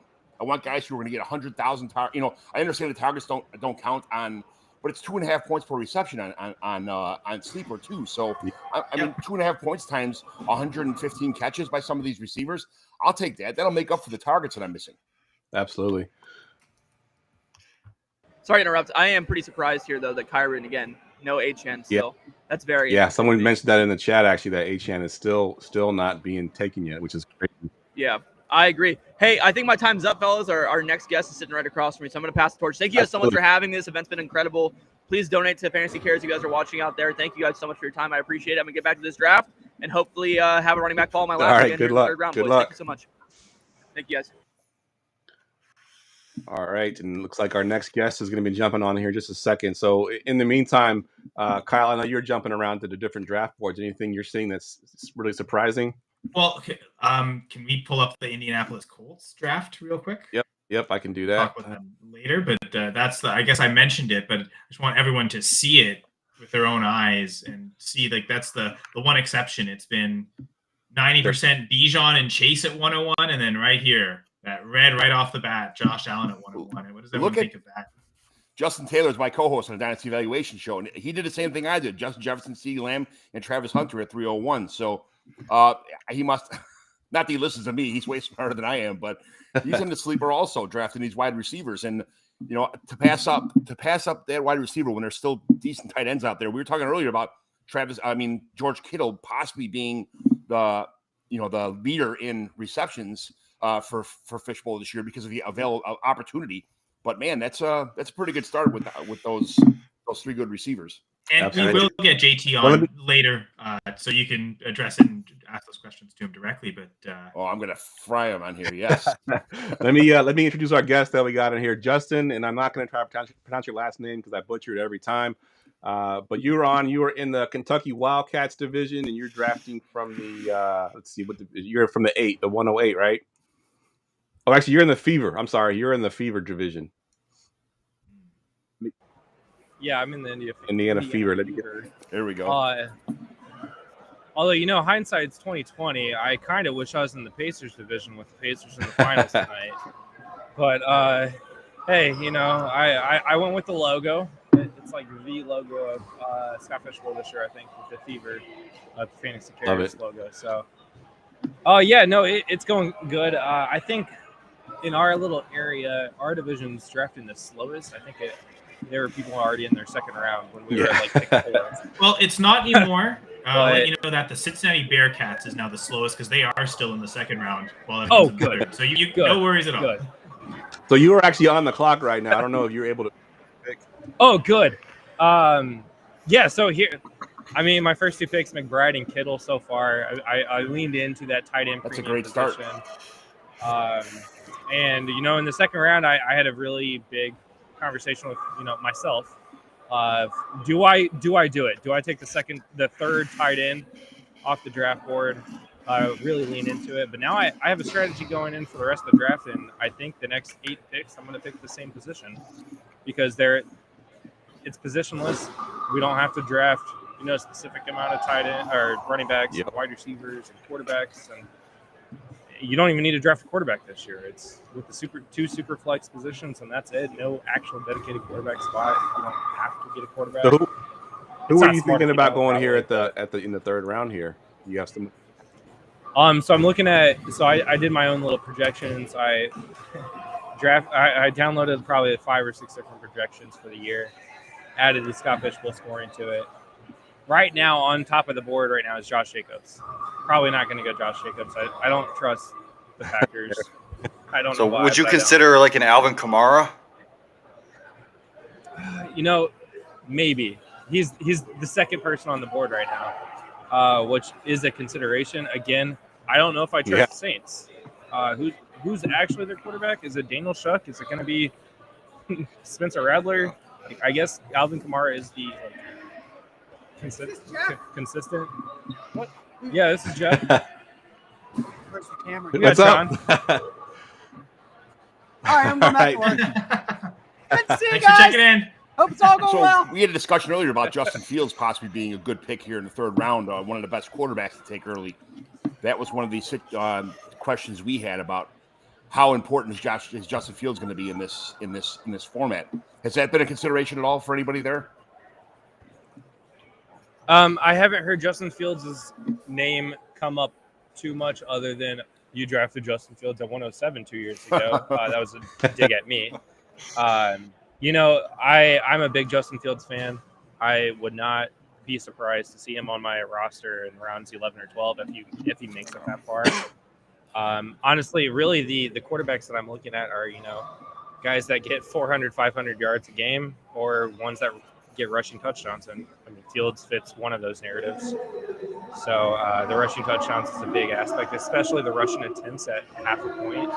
He might find his way on my roster in the fifth. So let me ask you this real quick. I know we're only in the third round, but is there a team in your division that you think has done really well so far that you wish you had that team?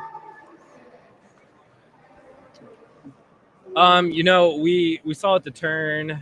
Oh no, not this division. The division next to me actually, which was I don't remember now. There's they drafted Jaden Daniels and Lamar Jackson at the turn at 112. And I was like, that's insane. Not that one, not the Colts. That's the one. I think it was. I can't see it. I'm just looking in your division, and the 103 went Gibbs and then McCaffrey. Getting McCaffrey to kind of fall as a second running back. I like that. That is pretty nice.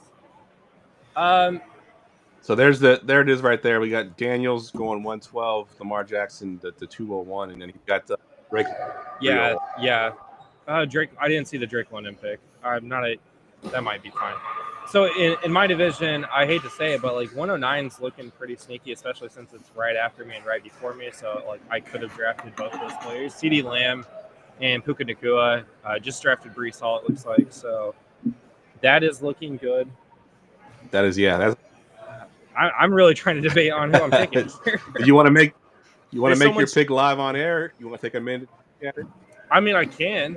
That's fine. Talk us through your thought process here. Who's there? Who you're thinking about? So I'm looking at my own projections, and I have it color coded, and all I'm seeing is blue, which is running backs. And on my projection, in Sleeper, it's green, but on our boards, they're blue. So I'm looking at running backs: Josh Jacobs, Alvin Kamara, Kyren Williams, Joe Mixon, Breece Hall, Bucky Irving. Well, I'm considering a Breece. It looks like Kyren went 2 picks ahead of you.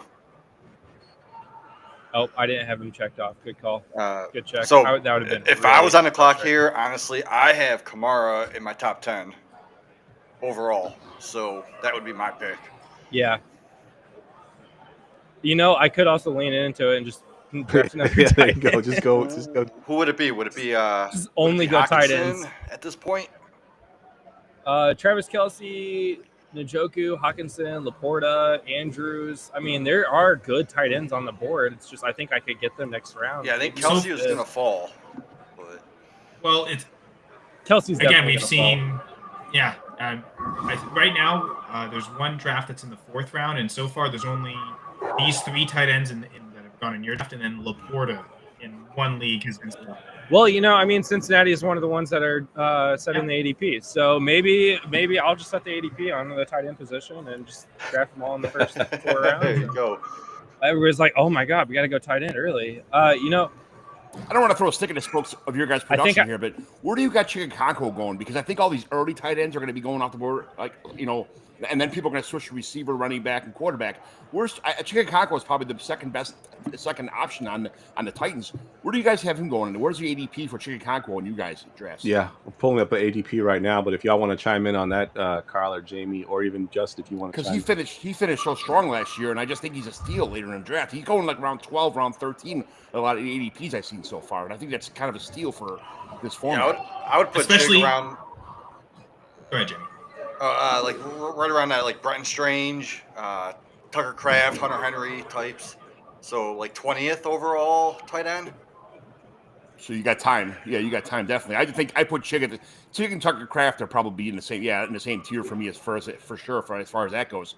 But I just think Chig may have a better opportunity. Kraft is probably a better after the catch kind of guy, but I think Chig may have a lot more, especially on NFL, targets and the catches and everything too. I think Chig is kind of a steal in this format. Yeah, so I pulled up the ADP here, and Chig is 182nd overall. And there's too many tight ends to even count how far down he is, but he's mixed in there with Dalton Schultz, Terrence Ferguson, Jatavian Sanders. So that seems way too low. That's in like the 25th and 30th. I am way overvaluing Chig then because I had him going somewhere in like the 11th or 12th. That's crazy. Let me see where he falls in last year's. So yes. does it worry you that they took Helm, and can he maybe take some work away from Chig? No, not rookie year. I think as far as I mean, possibly. I mean, Helm may be not in the same role as Chig for sure. I think there's a lot of opportunity on offense. I'll put it that way. There's a whole lot of opportunity on offense because you're looking at Calvin Ridley, the number 1 receiver, and then you got Pollard and Spears catching balls out of the backfield. After that, you're looking at another rookie and Alec Amanor, and then that's pretty much Lockett would be the late signing they made, right? If Lockett continue to be who he's been over the last couple of years, he's maybe a good candidate to be number 2 target. But has he taken a step back? And if he's kind of on the decline of his career, then those younger guys could definitely. Or maybe Strepno. Maybe. Let's get back to Justin here because he's got 5 minutes on his time. Justin, have you decided? I think I know. Let's go. Let's see it. Well, let's see. I think I am going to take Alvin Kamara. That is my guy. I told you. I got him in my top 10, bro. Great pick. It's between Alvin Kamara and Breece Hall for me. It's the receptions, the production. I mean, I would take Kamara now. Breece Hall went right before. I need the volume. That's the thing is that you have to get a running back that has volume. Breece Hall is off the board, but let's say you were debating between Breece Hall and Kamara. Oh, he literally just. Oh, he did go before me. That I would rather take Kamara now and then later on in the draft go with like an Allen type. Brandon Kamara was 107 in the last draft I had. Yeah. Seen him in the second round in a couple of these leagues.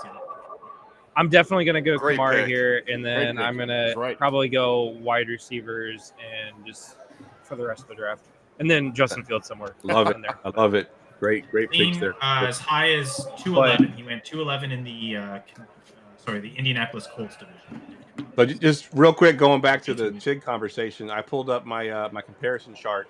So I said Chig is going 182nd overall ADP. Based on last year's stats, he was 119th overall. So, I mean, a difference of like almost 70 spots. So, wow, looking at a huge value right there. And I think, John was talking about the late breakout with Will Levis, right? So, if we expect Cam Ward's going to be better than Will Levis, like that certainly helps too. Absolutely. Yeah. It seems like the ultimate value. Cam Ward peppered his tight end at Miami. So, I mean, you look at if he's going to do the same thing that he did in college and pepper his tight end in the NFL, then you're looking at, it could be that's his safety blanket. That you're looking at a huge year for Chicago then. Absolutely. I think maybe a young quarterback like Ward, maybe, especially if the O-line isn't great, he might not be throwing a lot of those deep passes to Lockett. He might be averse to throwing that, especially very early. Absolutely. All right, Justin, we're going to let you get out of here. Go make your pick of Alvin Kamara. I appreciate you jumping on with us, man, and enjoy the rest of the draft, and good luck, man. Yeah, thanks, guys. Thanks.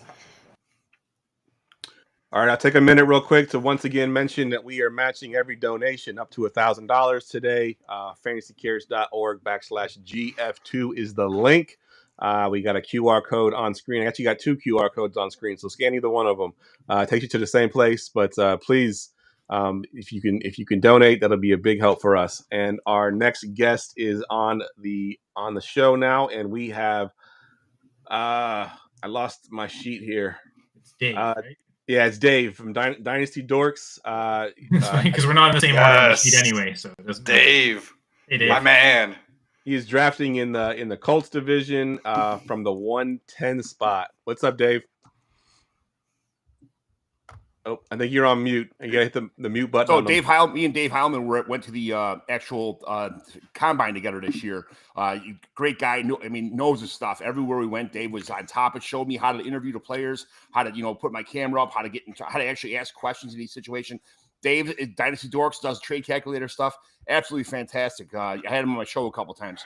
Awesome. Yeah, I love Dave. I listen to your 5-minute fantasy podcast every single time. It hits my feed every time I get a notification, and I listen to it.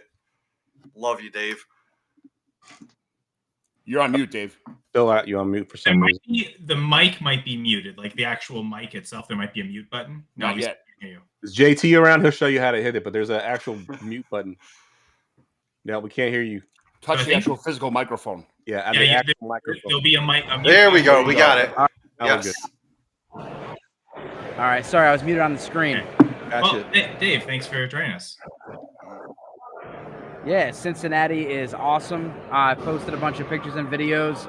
If you guys don't know what foaling is, that is going on to my left, so I'll try to mute some of that sound, but it's a blast. John did a great job. Good stuff. So let us know why I pull up your draft board here. How's your draft going so far?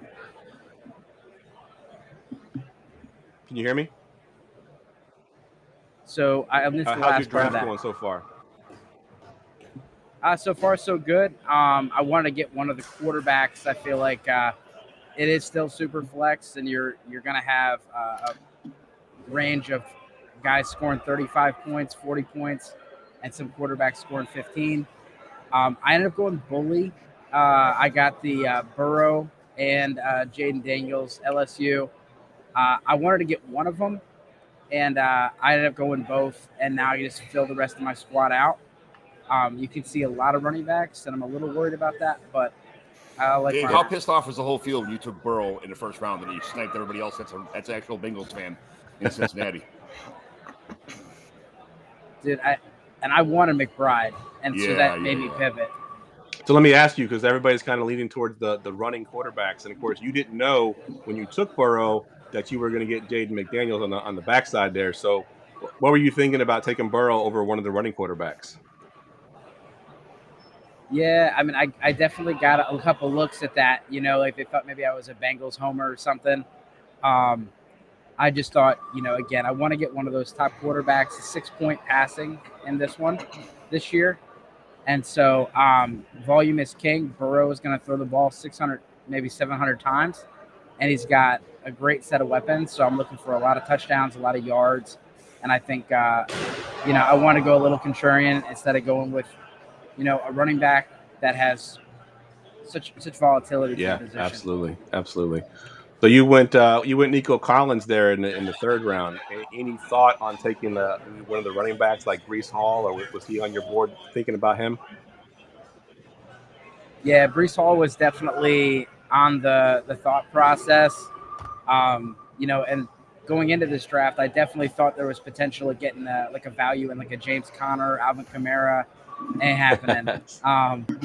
Not all the boards are the same, so some boards look different. But my board definitely, I'm going to be, looking at running backs later. But again, it's positionless, so if I don't like the value, I'm not going to take a running back until whenever. Because I'm already seeing 3 teams that went 3 running backs, including the team that's on the clock now. Bijan, Kamara, and Connor. Those guys. So I got a question, Geoff. I don't know if anyone brought this up, but the Week 12 playoff and the Week 12 6 teams on bye. I did last year. It hurt me. I had Lamar Jackson on bye. I think I was number 1 in my division, and then I think I was first round knockout of the playoffs without Jackson and a few other key players. Do you guys think about that at all? Because there's no trades. So I'll chime in here, and this is just a personal thought. So I've been in Scott Fishbowl since SFB 8, and I have yet to make the playoffs. So I'm just trying to get into the playoffs at this point. So I'm not even worried about the bye weeks. Just get me to the playoffs. That's all I want. Wow. So I've been in since SFB 12, and I think I hit the playoffs every single year. So Geoff, maybe I can give you some advice. Well, that's why he brought you on the show, Jamie, to be fair. It's become kind of my stick with the not making the playoffs. Last year, I actually donated my first round pick. Well, I was going to say, kicker in the first round. Well, so that kind of messed me up last year. You're so charitable and generous. Yeah, I'm thinking about doing that again this year. Right? Dave, have you drafted from Cincinnati every year, or are you traveling everywhere else, or where have you been so far? Because you're Yeah, this is my 3rd year. We've had a different venue each year, and it just gets better and better. They're literally tailgating. Chris, he had his smoker out front, and so they were here at 8 a.m. smoking, so it was like a tailgate when I showed up. And then, I don't want to turn the camera and mess anything up, but we literally got foaling going on. There's like video games, there's a bar, there's obviously the drafts, and so many great prizes. And so John Bosch did a great job. Awesome stuff. Let me take a minute real quick. I just see Ann donated. I want to mention one more time. QR code back on screen. Again, guys, donate fantasycares.org/GF2. We're matching every donation up to $1,000. So please hit that QR code and donate anything, $1, $5. It doesn't matter, whatever you can spare. We really appreciate it. Dave, I was trying to look to see if anybody's taken Travis Hunter. He did. So he went to 301 there. I was going to ask you, what are your thoughts on Travis Hunter and where should he fall? Do you think that 301 is the right spot, or is it too high? Yeah, I mean, there's some wild opinions. Like when I say wild, I mean like varying opinions. Some people think he should be a top 5 pick. I don't know what, like, this is the perfect boomer bust pick. Kind of like last year, you had all the wild cards with the kick returners. If he ends up playing defense and racking up a bunch of tackles, then you're loving it. But if it's just a couple extra tackles a game, it's not, I don't know if it's going to be a big enough difference that for me to take him over Monroe St. Brown and Brian Thomas and Nico Collins, I was like, thank you. Like I might consider him in like the 5th, 6th round, but I was not at all thinking about Hunter. Yeah, a good point was brought up before about him being on defense and possibly, create an injury or, because of a tackle or, not playing special teams so much, but playing both ways, not being on the field because he played key plays on like a 3rd and long or, running an interception back and he can't be on the field, for the next offensive play. Those are concerns more than just the fantasy points in this format, in any format for that, to be honest. Daniel Jones might have the same amount of tackles as him with all the fumbles. Yeah, good call. Real quick, because you said you've been to the three of different venues for live drafting. You got any advice for any newbie live drafters out there? Yeah, sorry, it's hard to hear. Being at the live draft, you don't even have to draft. So, like, I would recommend if you have an opportunity to go, not only is it cool to meet the people that you interact with a lot, but it's great to see. And then, of course, you get to scout. Like, we may go and screw it all up, and you're like, okay, I'm not doing what Dave did. and you can go see 10 or 12 different boards at the same time.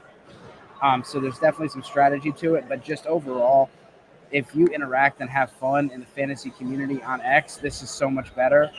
And like, not everybody gets to go to the expo because it's in Canton, and so all these live drafts should be closer to where you're from. A lot of people carpooled, but like, I look forward to this, getting to see everybody once a year. Man. All right, I've been asking every guest that's come on today.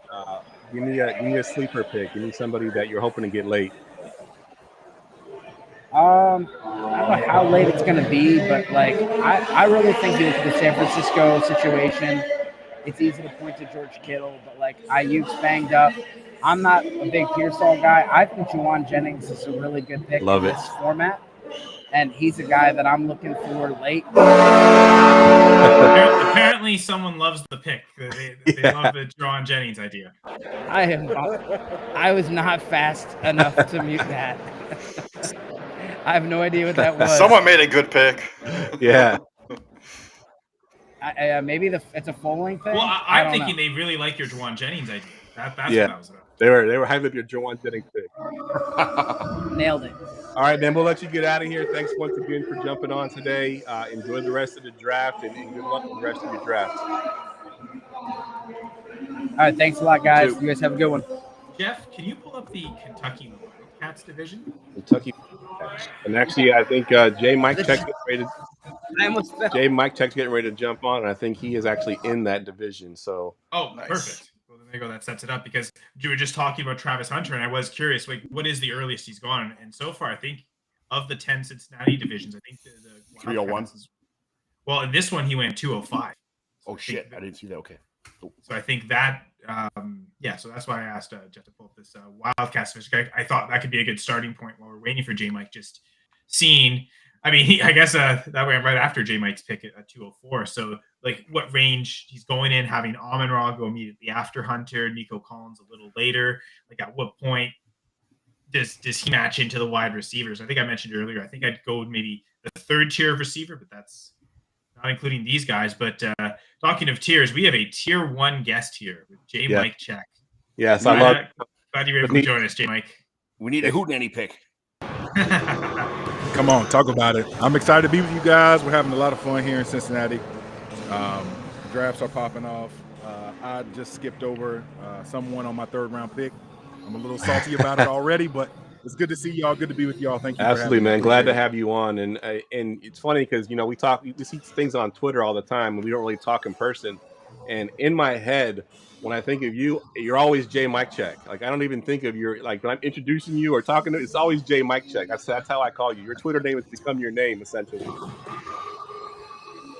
Yeah, and it's funny here because I do the same thing here. Like as I've introduced myself and met a lot of folks and folks in my division and whatnot, I'm J-Mike, and I'm just like, I don't do this anywhere else in my life except in this, but I love it. I love it because it's one of those things that feels like home.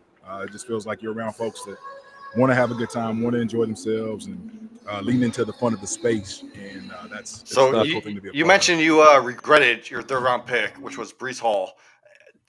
There's 3 people that went right after you that I could see yourself regretting. Would it be Taylor? Would it be Kamara? Or would it be Kyren Williams? Oh, for me, it was Taylor. It was Jonathan Taylor. I wasn't.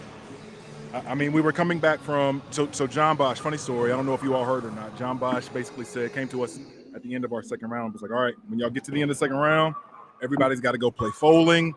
Y'all got to go take a break, go breathe. And we were like, whatever. And so in my mind, I'm thinking, oh man, I'm about to get Bucky Urban when we come back from this. This is going to be great. I'm going to get Bucky or Brian Thomas. Easy money.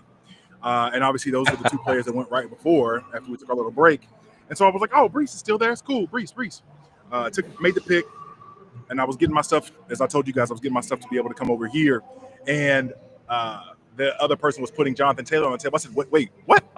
Jonathan Taylor is still here. So I was a little salty about that, but still happy about Breece Hall. I don't feel like the sky is falling for him. I don't know how deep into stuff we're going, but I don't feel like the sky is falling for him here in New York. But especially with the boost that I think Justin Fields is going to give that offense and obviously to the rushing game.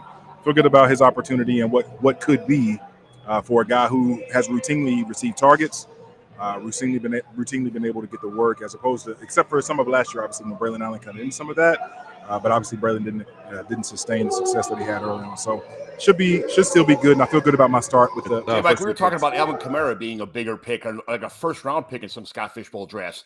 It's interesting that you had targeted Breece Hall over Alvin Kamara when he's going so low. What do you see the difference between Alvin Kamara and Breece Hall, and as far as volume or this scoring is concerned, anyway? Yeah, I think I don't see them being far off, especially from a workload standpoint. I think the only question, or I guess two questions that you have with Kamara, or that I would have with Kamara, because otherwise he's an excellent player, excellent fantasy producer, all the things, right? I think the only questions that you have is, one, we're coming into a year when the New Orleans Saints are looking to be a really putrid offense. And that hasn't necessarily stopped him from being a fantasy producer in the past.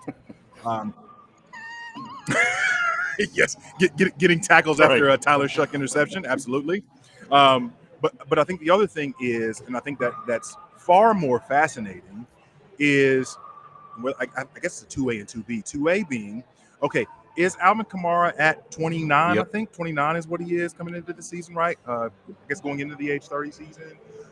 Is he a player that's going to continue to sustain the high level of performance that he had, even though we know that we've seen a drop-off from an injuries perspective and not necessarily being able to carry through? Not that he can't, not that he hasn't previously, but will he continue, I think is one question. But the other part of that is, we're now looking at a Kellen Moore offense, which obviously in Dallas scored a lot of points. We saw him do a lot of good things in the stops that he's had, obviously in Philadelphia as well. And so I think good things are in store for Kamara if you believe that Tyler Shuck can make the offense competent. If the offense can be competent, then Alvin Kamara is absolutely a bargain in the third round, in my humble opinion. Well, talking about going from third round, moving backwards to your second round pick of Puka Nacua, was there any temptation to take the two-way defensive player Travis Hunter that went immediately after? Or were you set on those elite pass catchers? Tapping into my inner Liam Cohen Duval. Obviously, for those that may not know me, I am a Jaguars supporter. So absolutely, I was looking at taking Travis Hunter there. The only problem is, this is another one of those instances where I feel like I was sniped, because I was like, oh, Christian McCaffrey, easy money, CDs, and elite neighbors. One of those three will come back to me. Like somebody's going to get thirsty for one of the quarterbacks or something. And obviously, those were the three picks that went right before me. So I don't know if it's necessarily the sharpest, obviously a very sharp group that I'm drafting with, but they're targeting and taking guys that I'm also looking at taking. But when we see Travis Hunter and obviously what he can be, and with my fandom also interlaced with that, I was definitely, he was one of the targets. But also I just think when we're looking at a Puka Nacua offense, I mean, we're looking at a guy that came in and basically kicked Cooper Kupp to the curb. This is a Cooper Kupp that obviously wasn't healthy in the past season and a half, but still not far removed from being a Triple Crown winner with Matthew Stafford, with Sean McVay, in an offense that people are going to like a lot, and was a couple of breaths away from making it to the Super Bowl themselves, almost knocking off Philadelphia in that crazy game that we saw in the playoffs. So I'm excited about Nacua being the one. I'm excited about Devontae Adams being a competent two, so that everybody and their mom's not trying to guard Nacua. But I think that with what Puka's shown, and he's obviously outkicked every single bit of coverage and thought that we had for him to be. So I'm excited to be able to see what Puka can do, and obviously pairing him with my first round pick in Saquon Barkley, who fell to me at 9, which felt like insanity crazy as it was happening. So but how barktastic was it landing Saquon that late? Like, that's a steal so good. It should be actually flagged for fantasy larceny. Listen, if the FBI came in and kicked the doors down to this place and told everybody to get on the ground, and they were looking for me because I stole him at 109, look, I'd have to go willingly. I can't beat those allegations. Well, someone Saquon might bail you out of that, because I think it's Vegas Geoff in the Indiana Fever division got him 110. So they'd actually be looking for him. So they would. Oof. So thank you, Vegas Geoff, for sparing. Shout out to Vegas Geoff for getting me off. I have a wife and kids, so thank you for. But let me ask you real quick, Jay Mike. Is there, obviously it's positionless, right? It's all flex. Does that change how you draft the rest of the time? Are you worried about any positions? Or are you just taking the best guy available? Man, it's so interesting that you say that. Now, I came into this with very little prep. I knew the scoring guidelines, but I feel like the years that when I came here and tried to mock draft and do all of the preps and all of the things, you just consistently finding that the drafts do not go as you ever plan or ever mock in the SFB. So I'm thankful for the fact that that it is that bit of spice and sauce that we get every year. But for me, at least at this point, what I'm considering is what can I get now that I can't get later? And I think that with my first 3 picks, I've been able to achieve that. I'll give you all a little bit of a hint. Hopefully none of my competitors are listening. If I could get Rashee Rice coming back here in the 4th, I'd be pretty thrilled about that, because that when I start to think about the wide receivers in this range and the guys that are going to be garnering targets, this is the space that you can't really buy those targets in later portions of the draft. I don't know, as I look at the board here, there are some other running backs that I really like a lot, but I'm unsure of what their volume and what their consistency looks like in that respect. But when we look at this kind of range of players, if I can scoop up a Rashee Rice here, I would be really, really pleased with it. Are you on Sleeper or MFL, Mike? John? We are on Sleeper. Let me ask you real quick, J. Mike, on Rashee Rice. Sorry, John, I'm going to cut you off. Did you have another question, John? Go ahead. I was going to say that the only thing I had Sam Laporta as my 5th or 6th tight end, depending on the draft, and George Kittle as my 3rd, and he went 401 in this draft. That's kind of a steal for this format in Scott Fishbowl. I mean, I understand there's other players that people want ahead of George Kittle, maybe for volume, but the opportunity at 401 is first of all, great ADP in these drafts, and then the upside that he may have, especially earlier in the season before the bye weeks, get you a couple wins. That's a great spot. So kudos to pick 1 over there. Yeah, George Kittle was a player that I had on my SFB team last year that did pretty well and scored a lot of points. I think the thing about where I was picking with George Kittle was I would have a hard time arguing him over any of those 5 running backs that went in the range that I took a running back. The Bucky, Brees, JT, Kamara, Kyron. Literally right after that, I'd be happy to take Kittle right there in the mix of those guys. But again, I'm thinking about players that I can, or things that I can get later, guys that I have targeted, not necessarily that will score like Kittle will. And I want to come back to the Laporta point. I know somebody just brought up Laporta.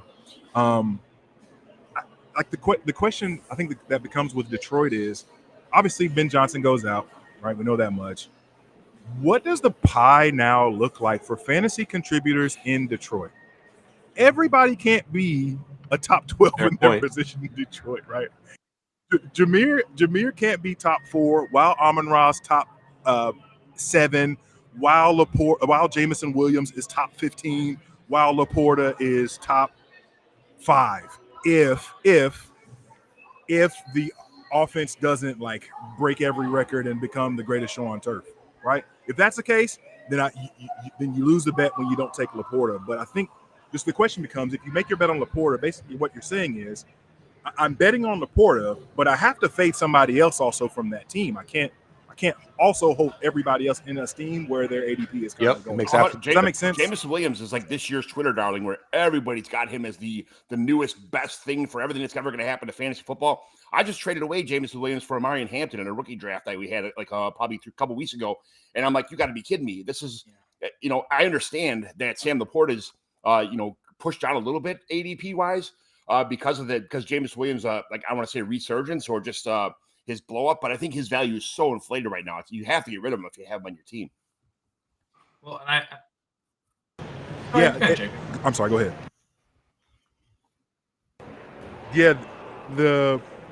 Jameson is the hottest thing smoking right now. I mean, he is.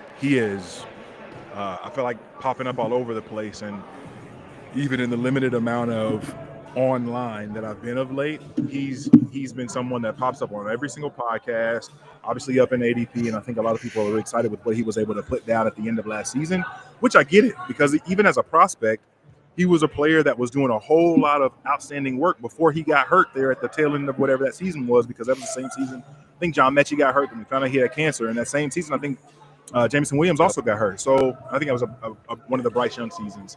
I think it was the season that he actually won Heisman. So yeah, I just it's hard for me to bet on everybody in Detroit, but I do think somebody's the fade. This question becomes who. Yeah, who I do you like how fade? you say he's the hottest thing smoking. I think Chris Allen might disagree with you. He's got some things smoking outside that might be a little bit hotter, but I was totally going to make that joke, Geoff. These ribs from love it. Chris. Oh my gosh! All right, so before we let you get out of here, J Mike, I'm asking everybody that comes on today, give me your sleeper in this. Who are you looking to get in those late rounds? Late rounds. Here's one for you. Because I neglected to do my due diligence in taking Jonathan Taylor where I did, now I have to buy the fade on Jonathan Taylor, which means that I'm in on DJ Giddens. I love him as a prospect. And so he's just one of those guys, ideally, that I think people are not necessarily highly thinking of. And so if I can get him, and again, I don't know what the ADP is going to shake out or what it's been for other sites and things of that nature. But if he's a player that I can get in the, far latter half of the draft, I think I feel pretty good about his prospects. Going there. around 20, there's a couple of guys like in a couple drafts, mock drafts. Because this is this is redraft, not so dynasty, so it's so much deflated his value here. Yeah, so I mean, I'd be willing to pull him up. If I can I'd pull him up to the 18th or something like that, just to make sure that I get him. But he's someone that I was high on as a prospect. I think he's an awesome player. Not so far down the board. I don't know how far you call this one down, but Josh Downs, also again with the Colts. Not that Daniel Jones is anything amazing, but I still think Josh Downs, what he showed us last season as a player. If there's going to be any semblance of a passing game there, you're probably looking at the emergence of Tyler Warren, and you're looking at Josh Downs being a consistent underneath threat, but also what he was able to do over the top two. So a couple of players that I think I'd be happy to have on my roster. Earlier in the show, we were talking about just hammering running backs early, get the starters, and then when it gets to the backups, you're still doing that and trying to identify who are going to be like the clear-cut main backups. And it does feel like Giddens falls in that category. Jordan Mason's been brought up several times already. This section 2 of the sleeper section. Yeah, and Jordan Mason's the expensive version of this, right? You have to think, hey, Aaron Jones isn't going to necessarily be as good as he was, even though he got hurt a little bit in Minnesota last year.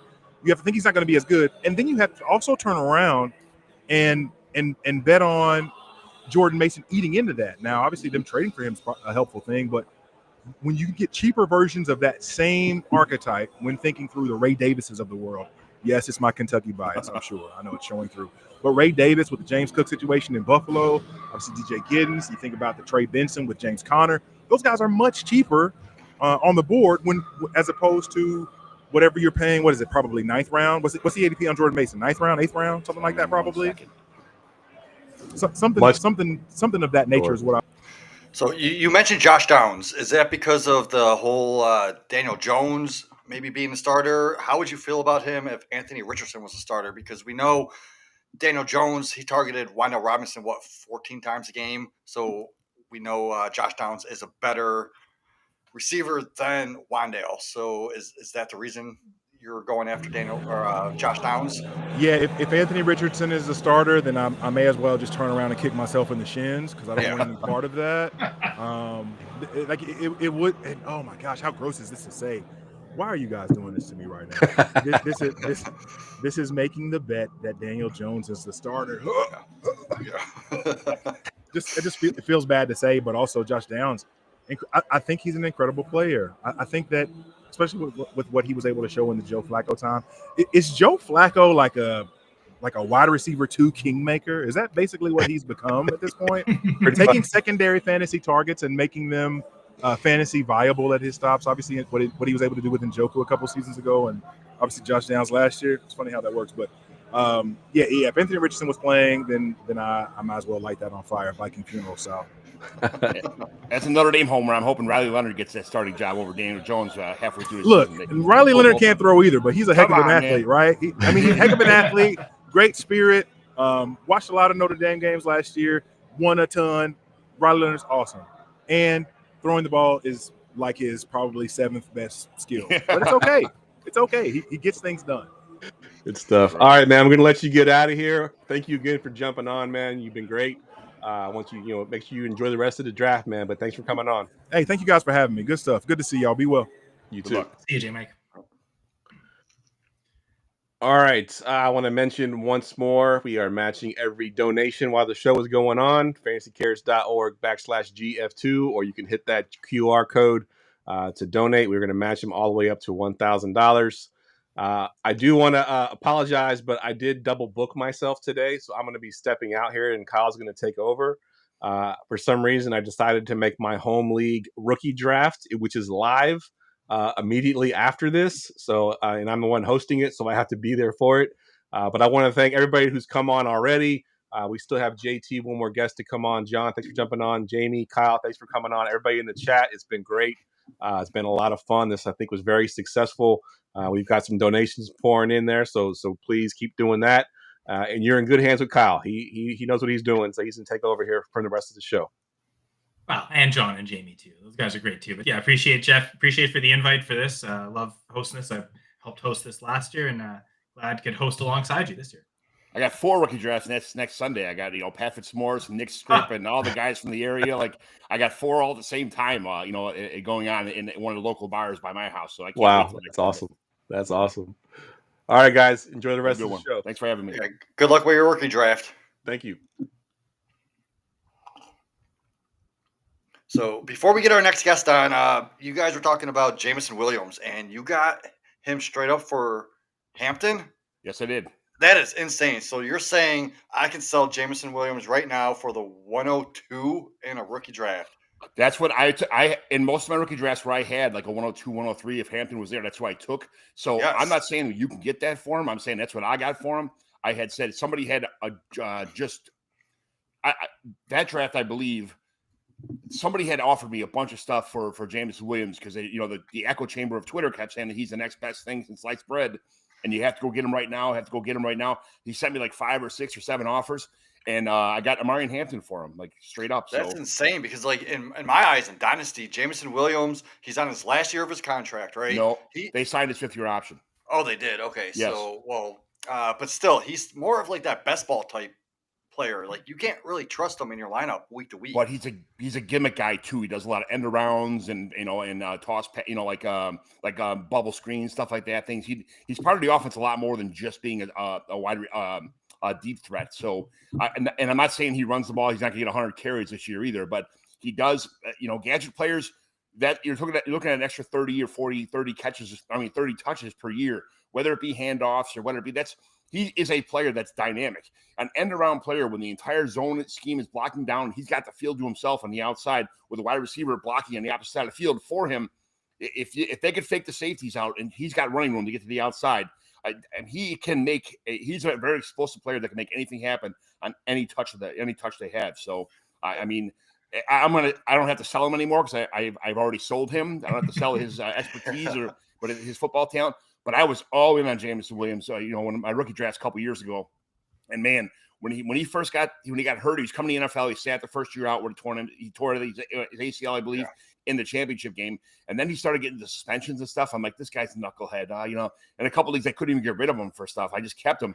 And now to come back a couple years later and get Amarian Hampton for him, I mean, that's more luck than it is like actual skill. It's somebody at the right time bit on my flashy lure I threw in the pond, Yeah, I was also in on Jameson Williams. I think I was taking him over Chris Olave. Is that the same rookie draft? Yeah. So, I mean, it's all right.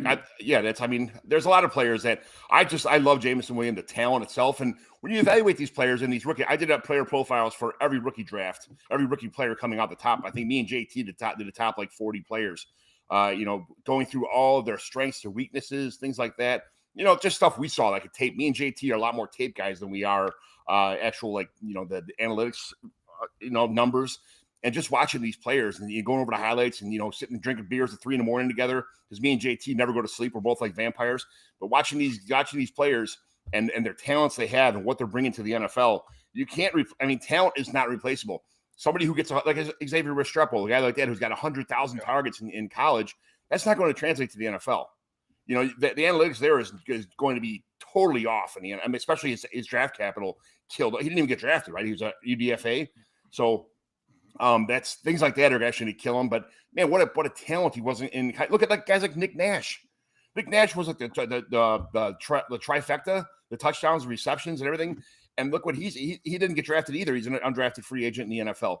I mean, some things just don't transfer to the NFL from college, even though you were an absolute stud. It depends on what team he played for too. I get it, but James Williams played for Alabama, and he was an absolute stud. And just the injury, but I'm not going to. The way that these guys heal nowadays with the food and the everyday 24/7 stimulation workouts and things like that.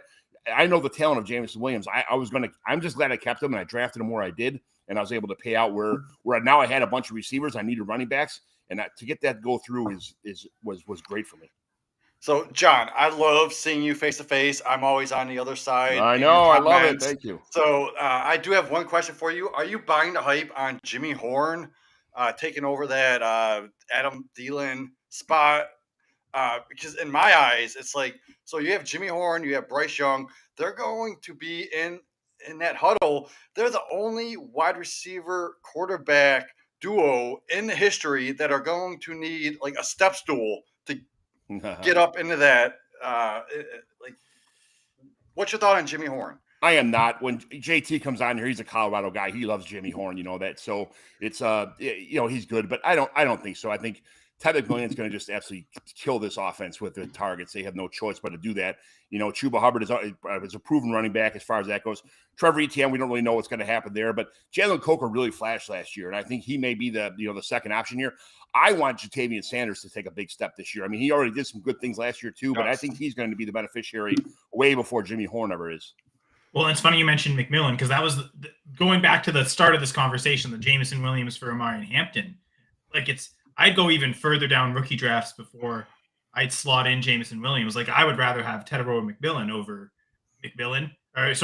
Jameson Williams. And I think even with the risk of Travis Hunter, I still think the upside of Hunter might be superior to Williams. So I'd even go for those shots at those rookies too, but certainly would rather have Hampton to Jameson Williams. Yeah, and I had a team that was already stacked at wide receiver. And sometimes when you're in win mode, you make a lot of stupid decisions because you just try to fill. I'm like, man, this is the best running back.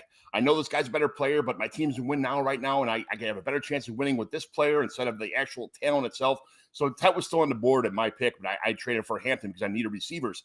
I mean, that league, I think I have CeeDee Lamb and Justin Jefferson and Jamar Chase as my wide receiver. So I zero, even though Ted was a better player, I think Amari Hampton, who has his flaws, I think was just better build for me as far as that goes.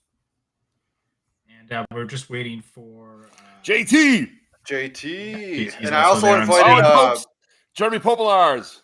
I also invited Matthew Montgomery. If we have time, maybe we can have him come on too. And we'll see. As they're getting their audio set up, just because we've been talking about Travis Hunter throughout, and apparently in the Vegas drafts that are happening today, Travis Hunter went as high as 205 as well. So that's seemingly like we're regularly seeing him go in the second, even third round, it seems. So, Matt, can you hear us? Okay, but we cannot hear you. There we go. Maybe I should. There we go. What's up, what dude? Is up? I know. Long time no see. I am so glad to have you on because we were just talking about Travis Hunter, and you are the IDP master. And I want to ask you, where would you take Travis Hunter early? Yeah. So Travis Hunter in my draft currently just went 104, which which is probably the highest I've seen him go. I don't hate it though, especially with the IDP scoring, which might as well just be the Travis Hunter rule in this type of a draft. So I don't think it was a bad pick. I think it might be early. I think you could have got him later, but it's a pick your guys type of a format with Scott Fishbowl. So taking him at 1-4, hey, I respect Which it. draft was that? Sorry? Which draft was that? This is the Cincinnati Bengals. The Bengals. Okay, we're on the Wildcats right now on the screen. Yes. Okay, yeah. So, Kyle, can you pull up the Bengals draft? And I want to see.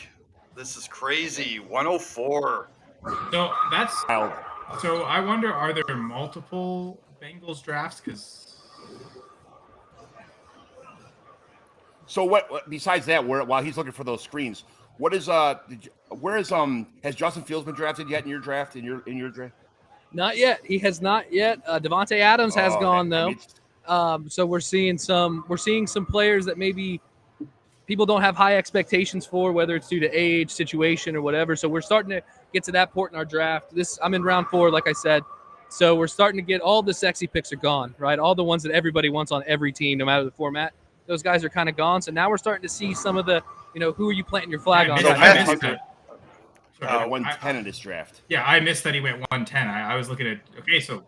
Oh, yeah, 110. My bad. Okay, we said it. We wondered if it was going to be a first round Travis Hunter site. We got one. We got one in the Cincinnati draft here. But yeah. That's crazy. Like I have him probably around that 40th range, so 3rd round. But Matthew, what does your team look like, and what's your strategy going forward? Yeah.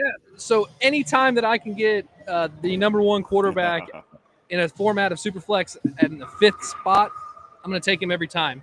I know that the point differential for the skill players is a bit higher than quarterback in this type of format. That doesn't matter to me because I'm trying to build my floor with a player like Josh Allen in Superflex. And then getting Malik Neighbors on the backside, I do believe that he is everything that he is being portrayed as. I know the quarterback situation is weird there. I know that when you're the only target on a bad team, it's very hard to produce back-to-back really good fantasy seasons. But I think that Malik Neighbors is the type of player that you can put 2 people on him. You can put a safety over the top. However, you got to guard him. I still think he's going to get his. Brian Thomas, another one of those guys. I don't think he got enough respect last year for how great of a rookie season he had in Jacksonville. And part of the problem is we don't watch Jacksonville. So that's why we know now that you have Travis Hunter with him, he's going to get more one-on-one opportunities. Travis Hunter is enough of a threat that people will have to at least honor that he's in there. The guys that played in Jacksonville last year, I don't think anybody was scared of anyone but Thomas. And then James Conner's disgusting. I hated that pick, but he's not gone yet. So there's no reason that we can't act like in a format that gives you rushing first downs as a full point.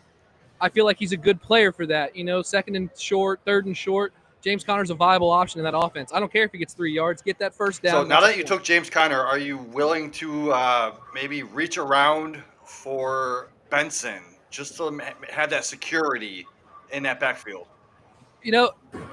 I didn't go into this draft with any sort of preconceived notions, except for I like to stack quarterback and wide receiver a little bit. Now that I have Conner, though, I do like Trey Benson. I do think that Benson's going to be one of those guys that rises this year. I'm not sure if it's going to be like a sleeper to win your league type of guy, but I do think that he is going to have a more viable role in this offense because we are starting to see James Conner age.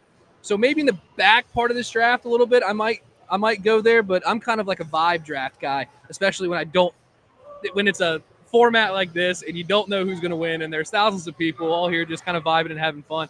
That's the type of draft I want to try to snipe people in more so than actually target certain players. You know what I mean? And maybe that's just a troll mentality, but dude, this is fun. This is why you do it. I can't believe that you walk across every draft board in Cincinnati and the ADP is so different, even though all these boards are right next to each other and everybody's got their own. It's great to see because this is what wins you championships, having this ADP all over the scatterbrained all over the place.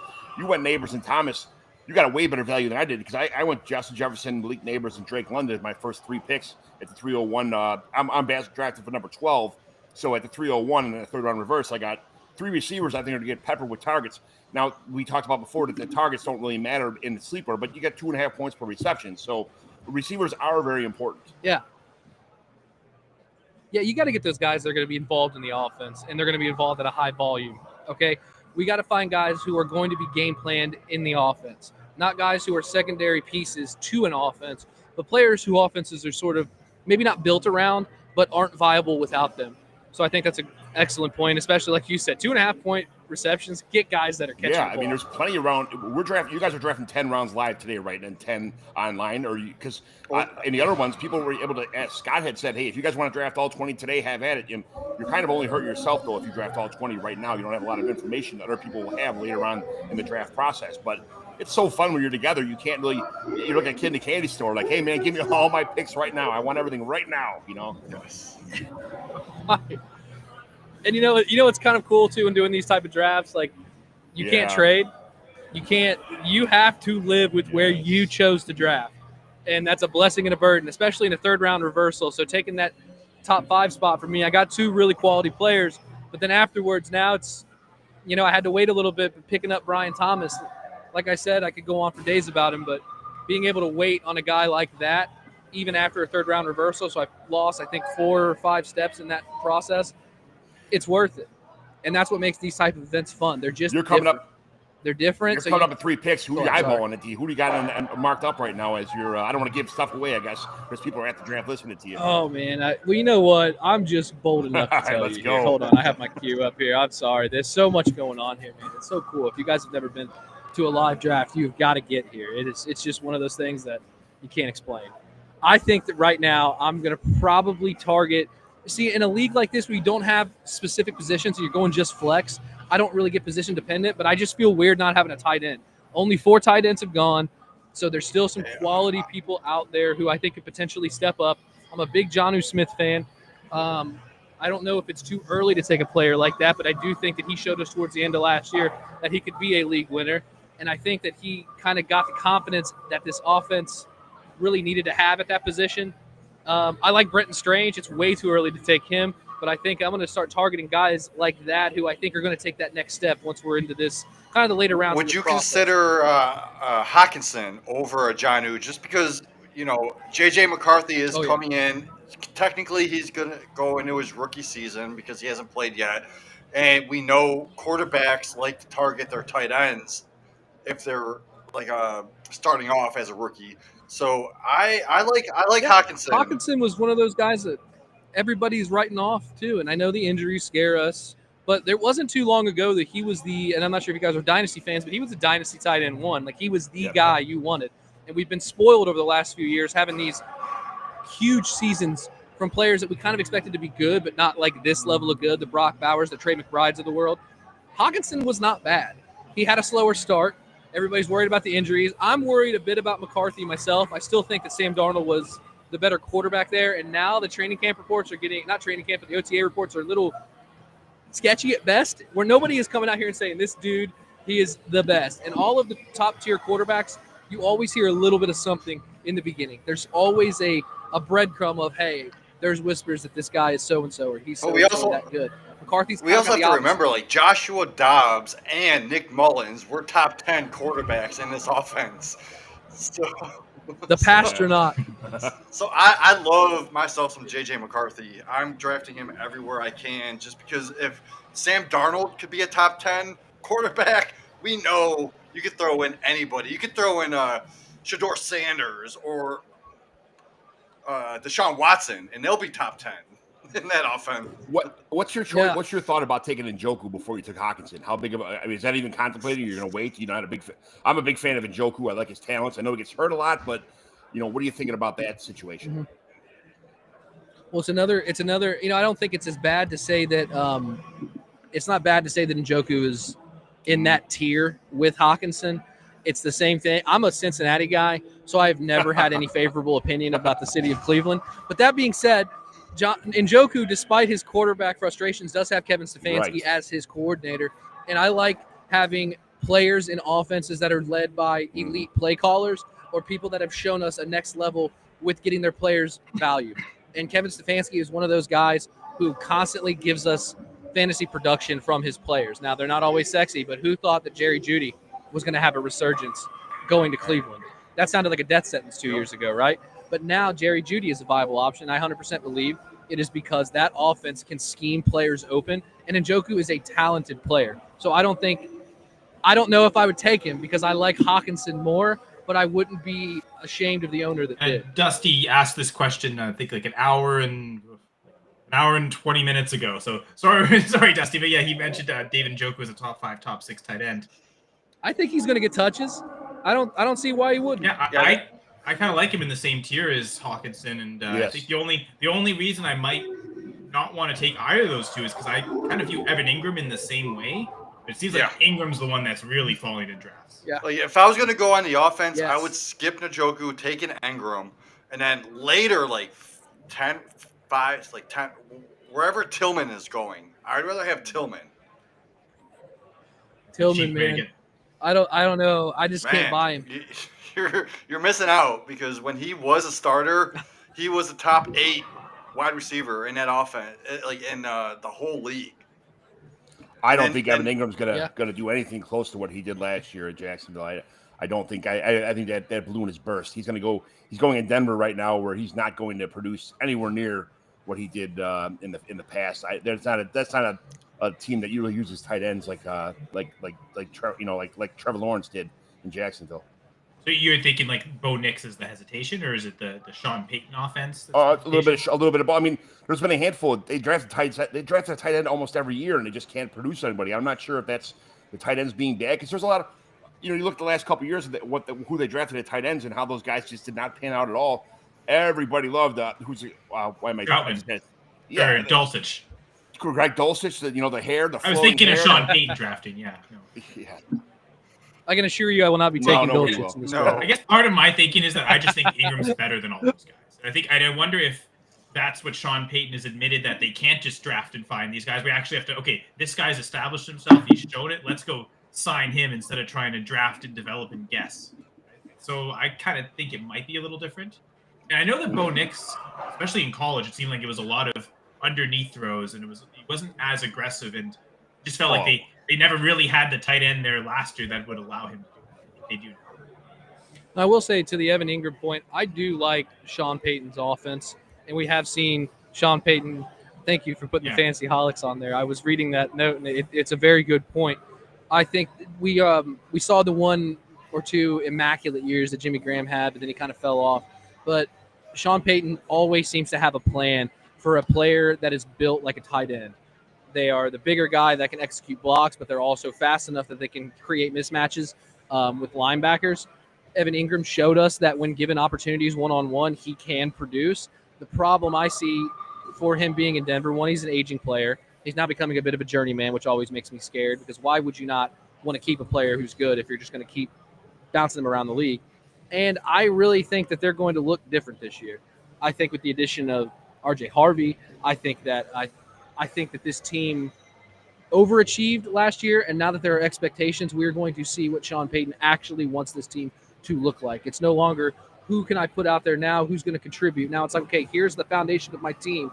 We're going to take it to this level, and I think that we can see people get left behind in an offense. Jordan's like mentioning, that. if you like, Hawkinson, Njoku, Ingram, with this format, you could draft all 3 of them if you really wanted. So you can go with that. Yeah, you could.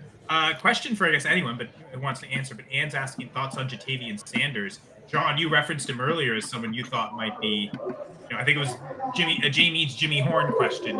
You prefer to the breakouts that are already like the rookies last year, McMillan. Jatavian Sanders is somebody I've definitely tried to trade for in a ton of leagues I've had. He's on a team that I just think there's a lot of targets to go around. It's not going to be just 1,000 targets to Ted McMillan. The ball's going to be dispersed everywhere. And Jatavian Sanders is a good receiver. I think he's an underrated player. He got hurt last year. He missed some game, missed some time, but I'm definitely in on Jatavian Sanders. There's probably someone. I mean, that's somebody you could probably possibly get anywhere between anywhere between 75 and 100 targets. I mean, targets on his team anyway, not receptions, but the ball's going to be around. They're going to be behind in a lot of games too, so that their ball is going to be thrown out. And Bryce Young is pretty good at distributing the ball over the field. You saw it later in the season. He had the last 4 or 5 games of the season, that offense was clicking. So Jatavian Sanders is, I'm not sure what his ADP is in the fishbowl ADP, but I'd be more than happy to take him as like my, not my first, but probably be like my, third or fourth, second or third tight end as far as that goes.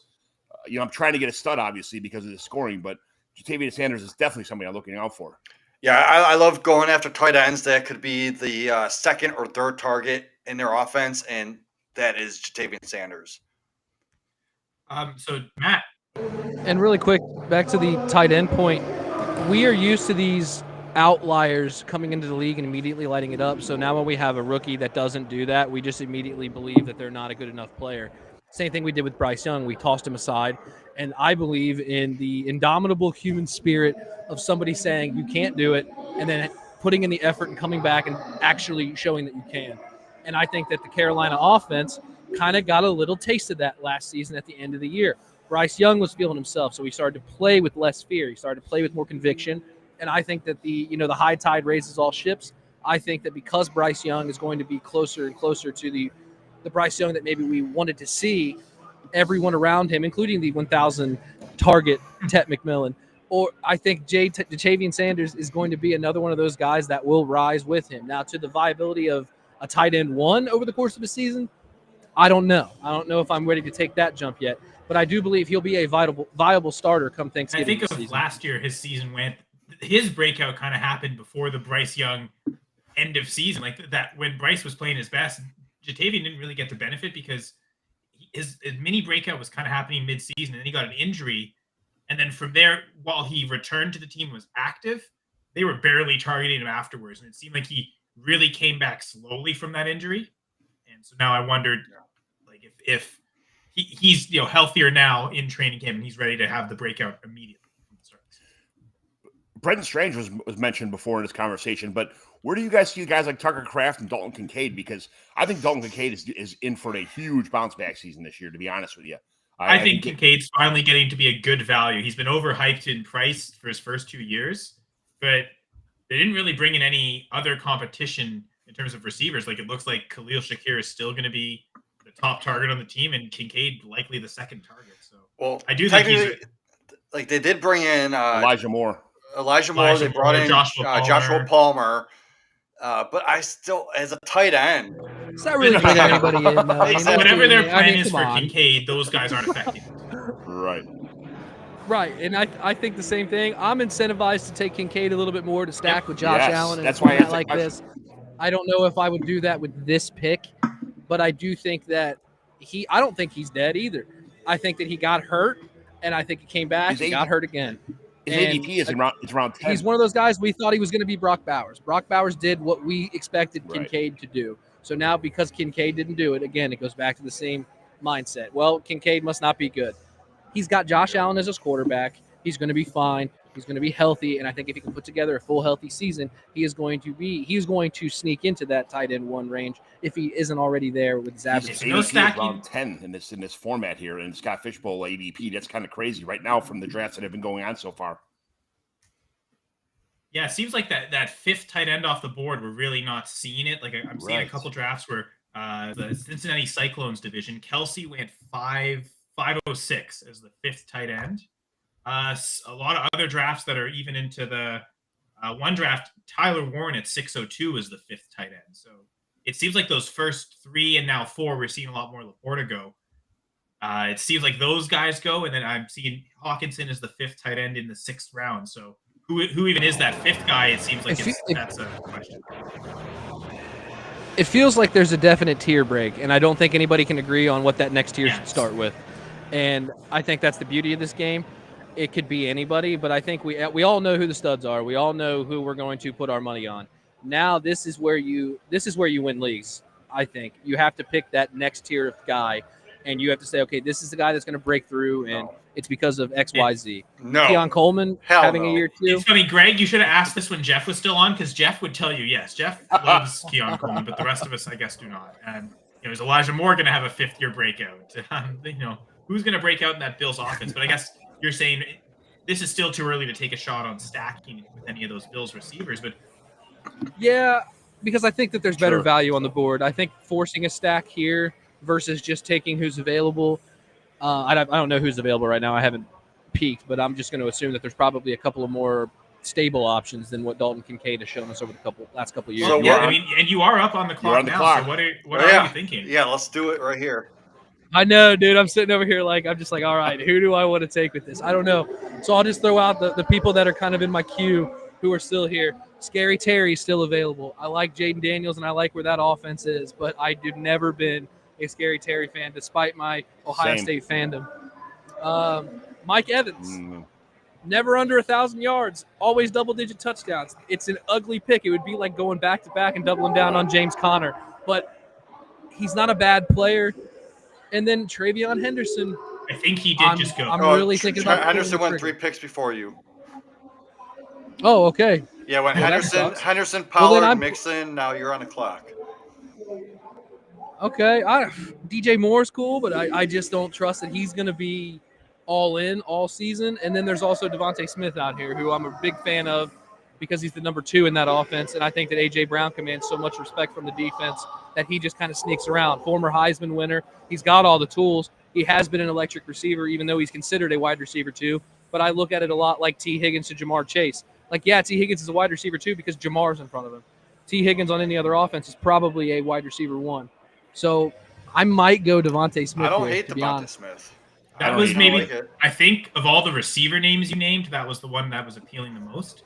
Did you mention any running backs? I guess you said Henderson, but other than Henderson, yeah, but so I guess there really is no running back at this point. that was the Kona big wave. So I guess talking. like that tier of running back just kind of emptied itself, and there's maybe not anyone you really like. You hate? Yeah, and it's hard with these because you can only pick flex players, so it doesn't separate the positions out that well, which I think affects my personal draft strategy because I just am a little bit more. Is someone like less Caleb organized. Johnson still on the board? Yeah, but he doesn't catch the ball. I'm looking at somebody like I'm looking at someone like the Bears. We're talking about like DeAndre Swift. Yeah, Swift. Yeah, Swift would be awesome because I actually have Swift right behind Henderson. I mean, Caleb Johnson was a beneficiary of some 8-foot holes in Iowa. I mean, that guy, if you look at his tape, that's all he did was run through a hole that a Mack truck could drive through, and he never really caught the ball in the backfield too often. I mean, the Bears didn't draft Travion Henderson. They were possibly going to. They would have took Judkins and probably over Travion Henderson because of the fact that Henderson's so much like what they have right now in Devontae Smith. I mean, Devontae. What am I saying? Devontae Smith. DeAndre Swift. I'm sorry. Now they might have also taken Henderson and then just immediately cut DeAndre Swift. Like we're going to remove ourselves from that problem. But I do like Swift. I like Smith as well. Devontae Smith probably. Yeah, I think that would. You've said it on one player we didn't mention. Are you interested in like an Isaiah Pacheco bounce back? He's been brought up a couple times today, so I don't know if I believe it. I don't know.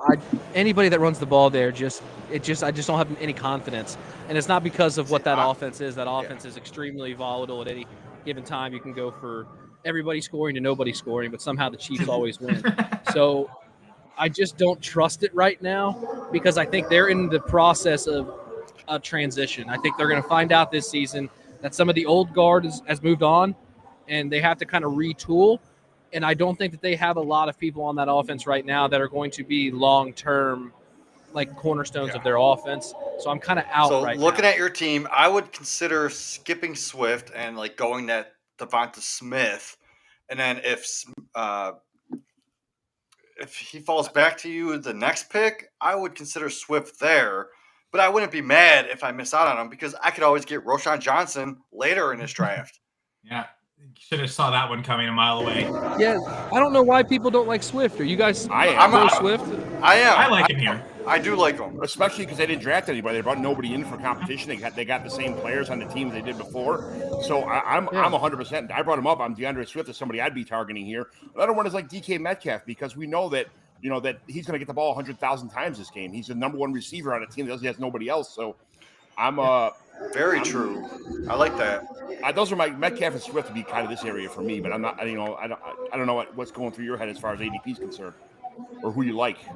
I like volume. I like guys who are going to get the ball a ton, and I know those two guys are going to get the ball a ton. And especially with Aaron Rodgers. Exactly. Yeah. I think those are all viable picks, man. I think I'd go Swift just for the format, getting that second running back as well, because I'm seeing some of these teams that already have 4. So I'm just worried that I don't know if I can get. You think Devontae falls? I think 10 more picks. If you really want Smith, you probably have to take him there. But I feel like of the two that could fall, I feel like Swift would be the one that would have the most opportunity to fall. That's what I'm thinking. But like, I wouldn't even be mad if I miss out on Swift. I'm interested. I don't know the way running backs have been flying off. I might almost argue you probably have a better chance of getting Devontae. That's what I'm thinking too, Kyle. Yeah, absolutely. You got a better chance of getting Devontae later on. There's a good enough chance neither are there. So you are having to pick one or the other right now. Yeah, it's a high quality problem, I think, at this point in the draft between the two. I would say if you are to take Devontae Smith and already go 3 wide receivers this earlier, is there going to be a cutoff point where you just eventually get to a point where you're just not taking the position anymore because you want to? I don't know, man. When I was mocking, I didn't really worry about that too much, but I know that mocks are pretty much fool's gold. Yeah, so I just think you got to find guys that are going to get those weird points, and those weird points add up. So let's consider Ben Johnson going to the Bears. I think Swift has to be the pick right here, in my opinion. And then you could pivot. You could pivot to a different wide receiver if Devonta Smith goes off the board. Because here's a guy that I usually rank pretty close to Devontae Smith, and it's the same archetype. Number 2 receiver on a team. It's Jordan Addison. I have Juwan Jennings right behind Yeah. Devonta Smith. Sure. And you can And get you know him what? That's 2 another rounds guy. later. Yeah. But like it feels like Addison's. Yeah, Jamie, that's a good point. Being able to get somebody rounds later that could be considered the same tier, that's obviously where you want to go with in these type of drafts. But I just don't know if I agree with the tier. That's fair. If that makes sense. And that's not a shot at your tiers, but that's just more like I feel like we know what we got with Devontae. Juwan Jennings had showed some things, but San Francisco's whole identity was Deebo Samuel as a chess piece last season.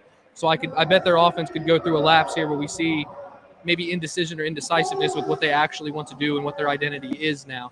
I don't think that they can just plug in player X into the Deebo Samuel role. I think that Deebo was a unique chess piece for that offense. So now I'm like, okay, are they a more traditional run-first offense now? Are they going to try to put multiple running backs in there? Or are we going to go see a spread offense and let Brock Purdy make decisions? I don't know that answer. I like Juwan Jennings.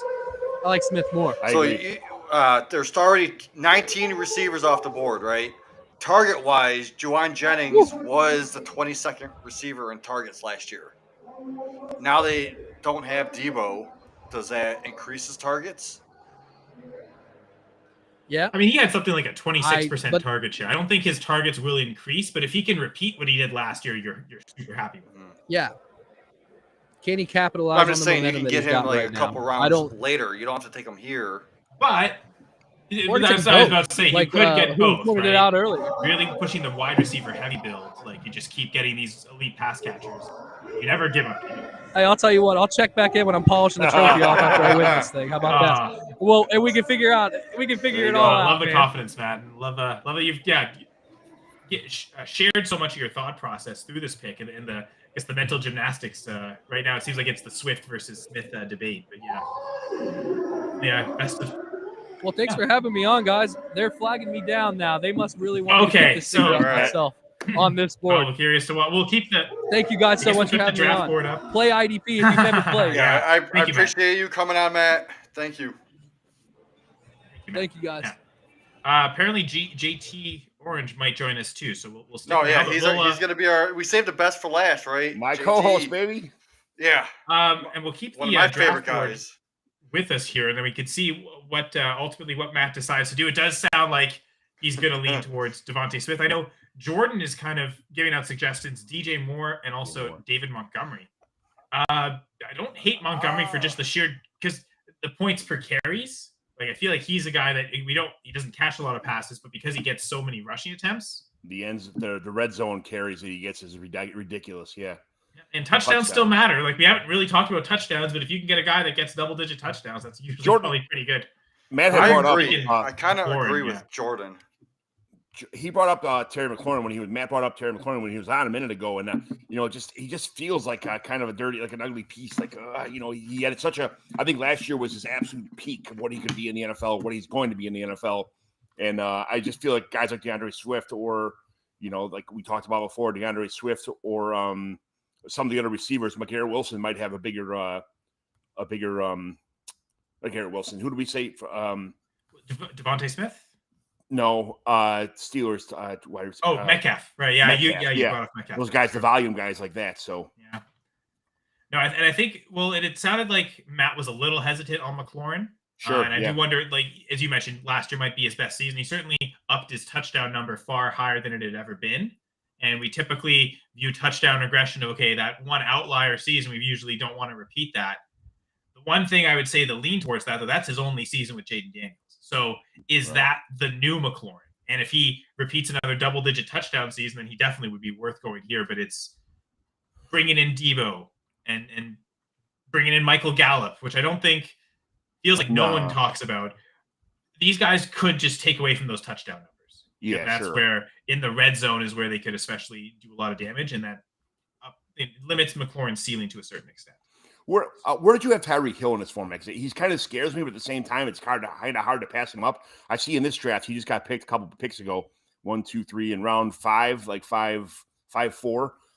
He went to Devontae Smith here. Matt went to Devontae Smith first of all. Yeah.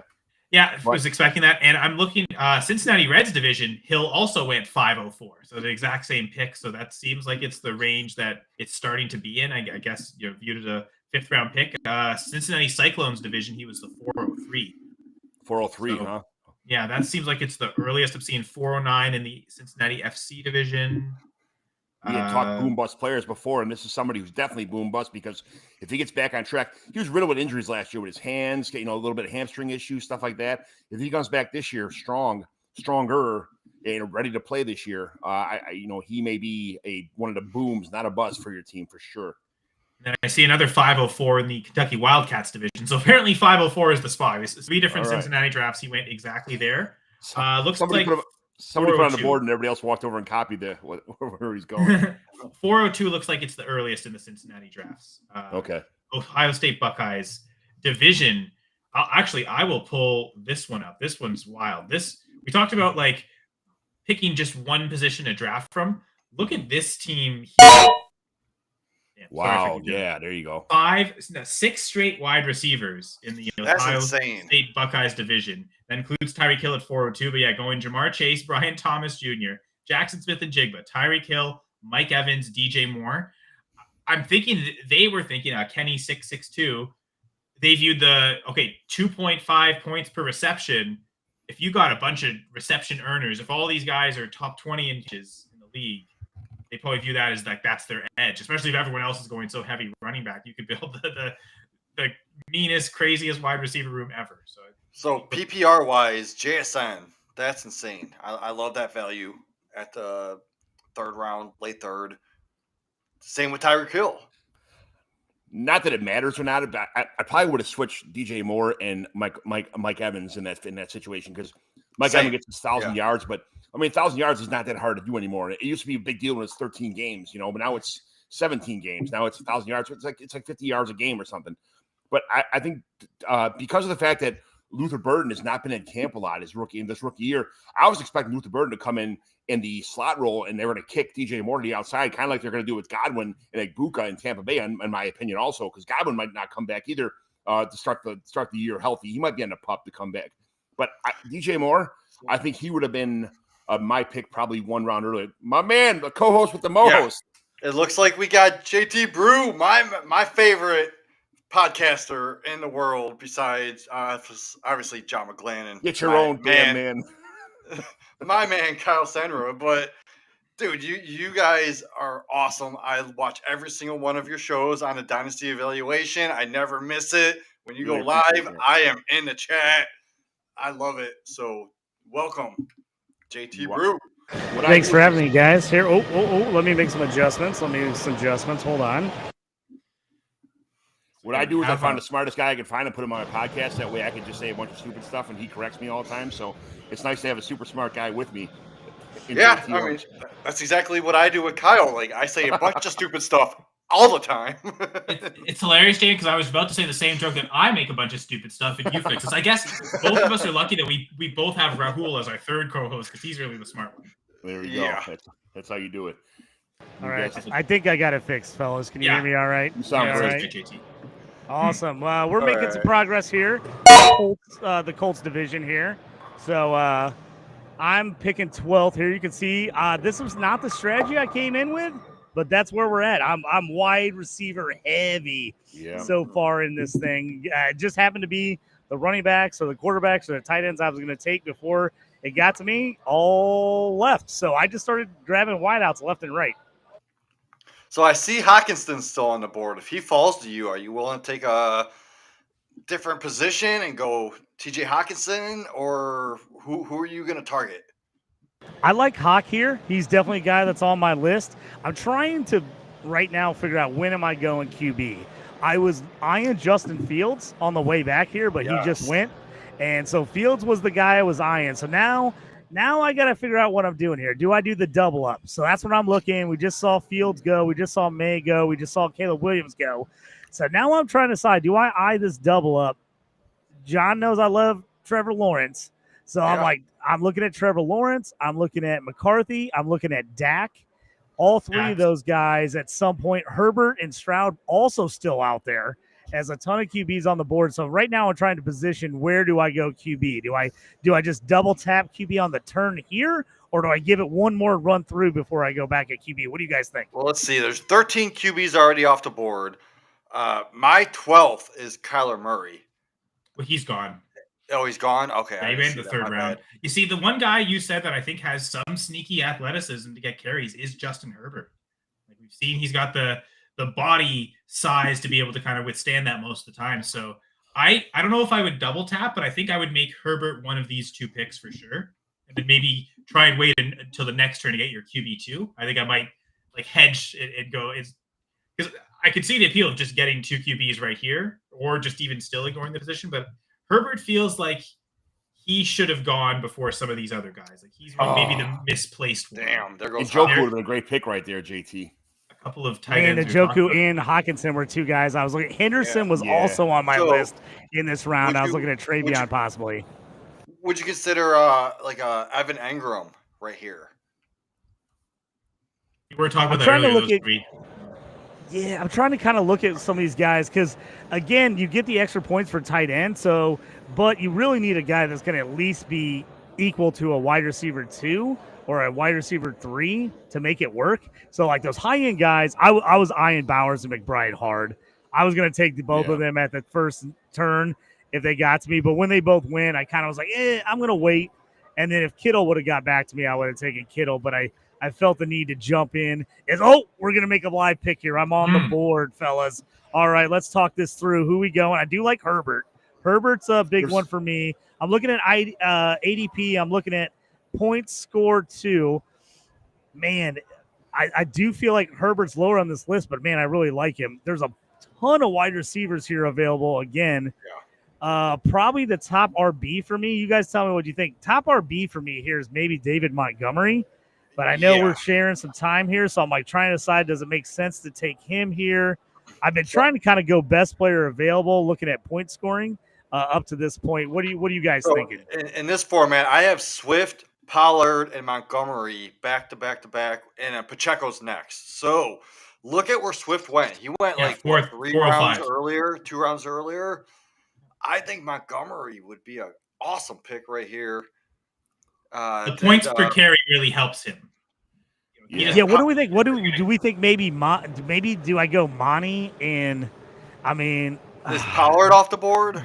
Pollard just went. Jonnu Smith with Hawk and Njoku going. Jonnu Smith's probably the next tight end up. I like Engram over Jonnu. You got Ingram. Like I said, he could go later. I almost think I'm kind of leaning right here.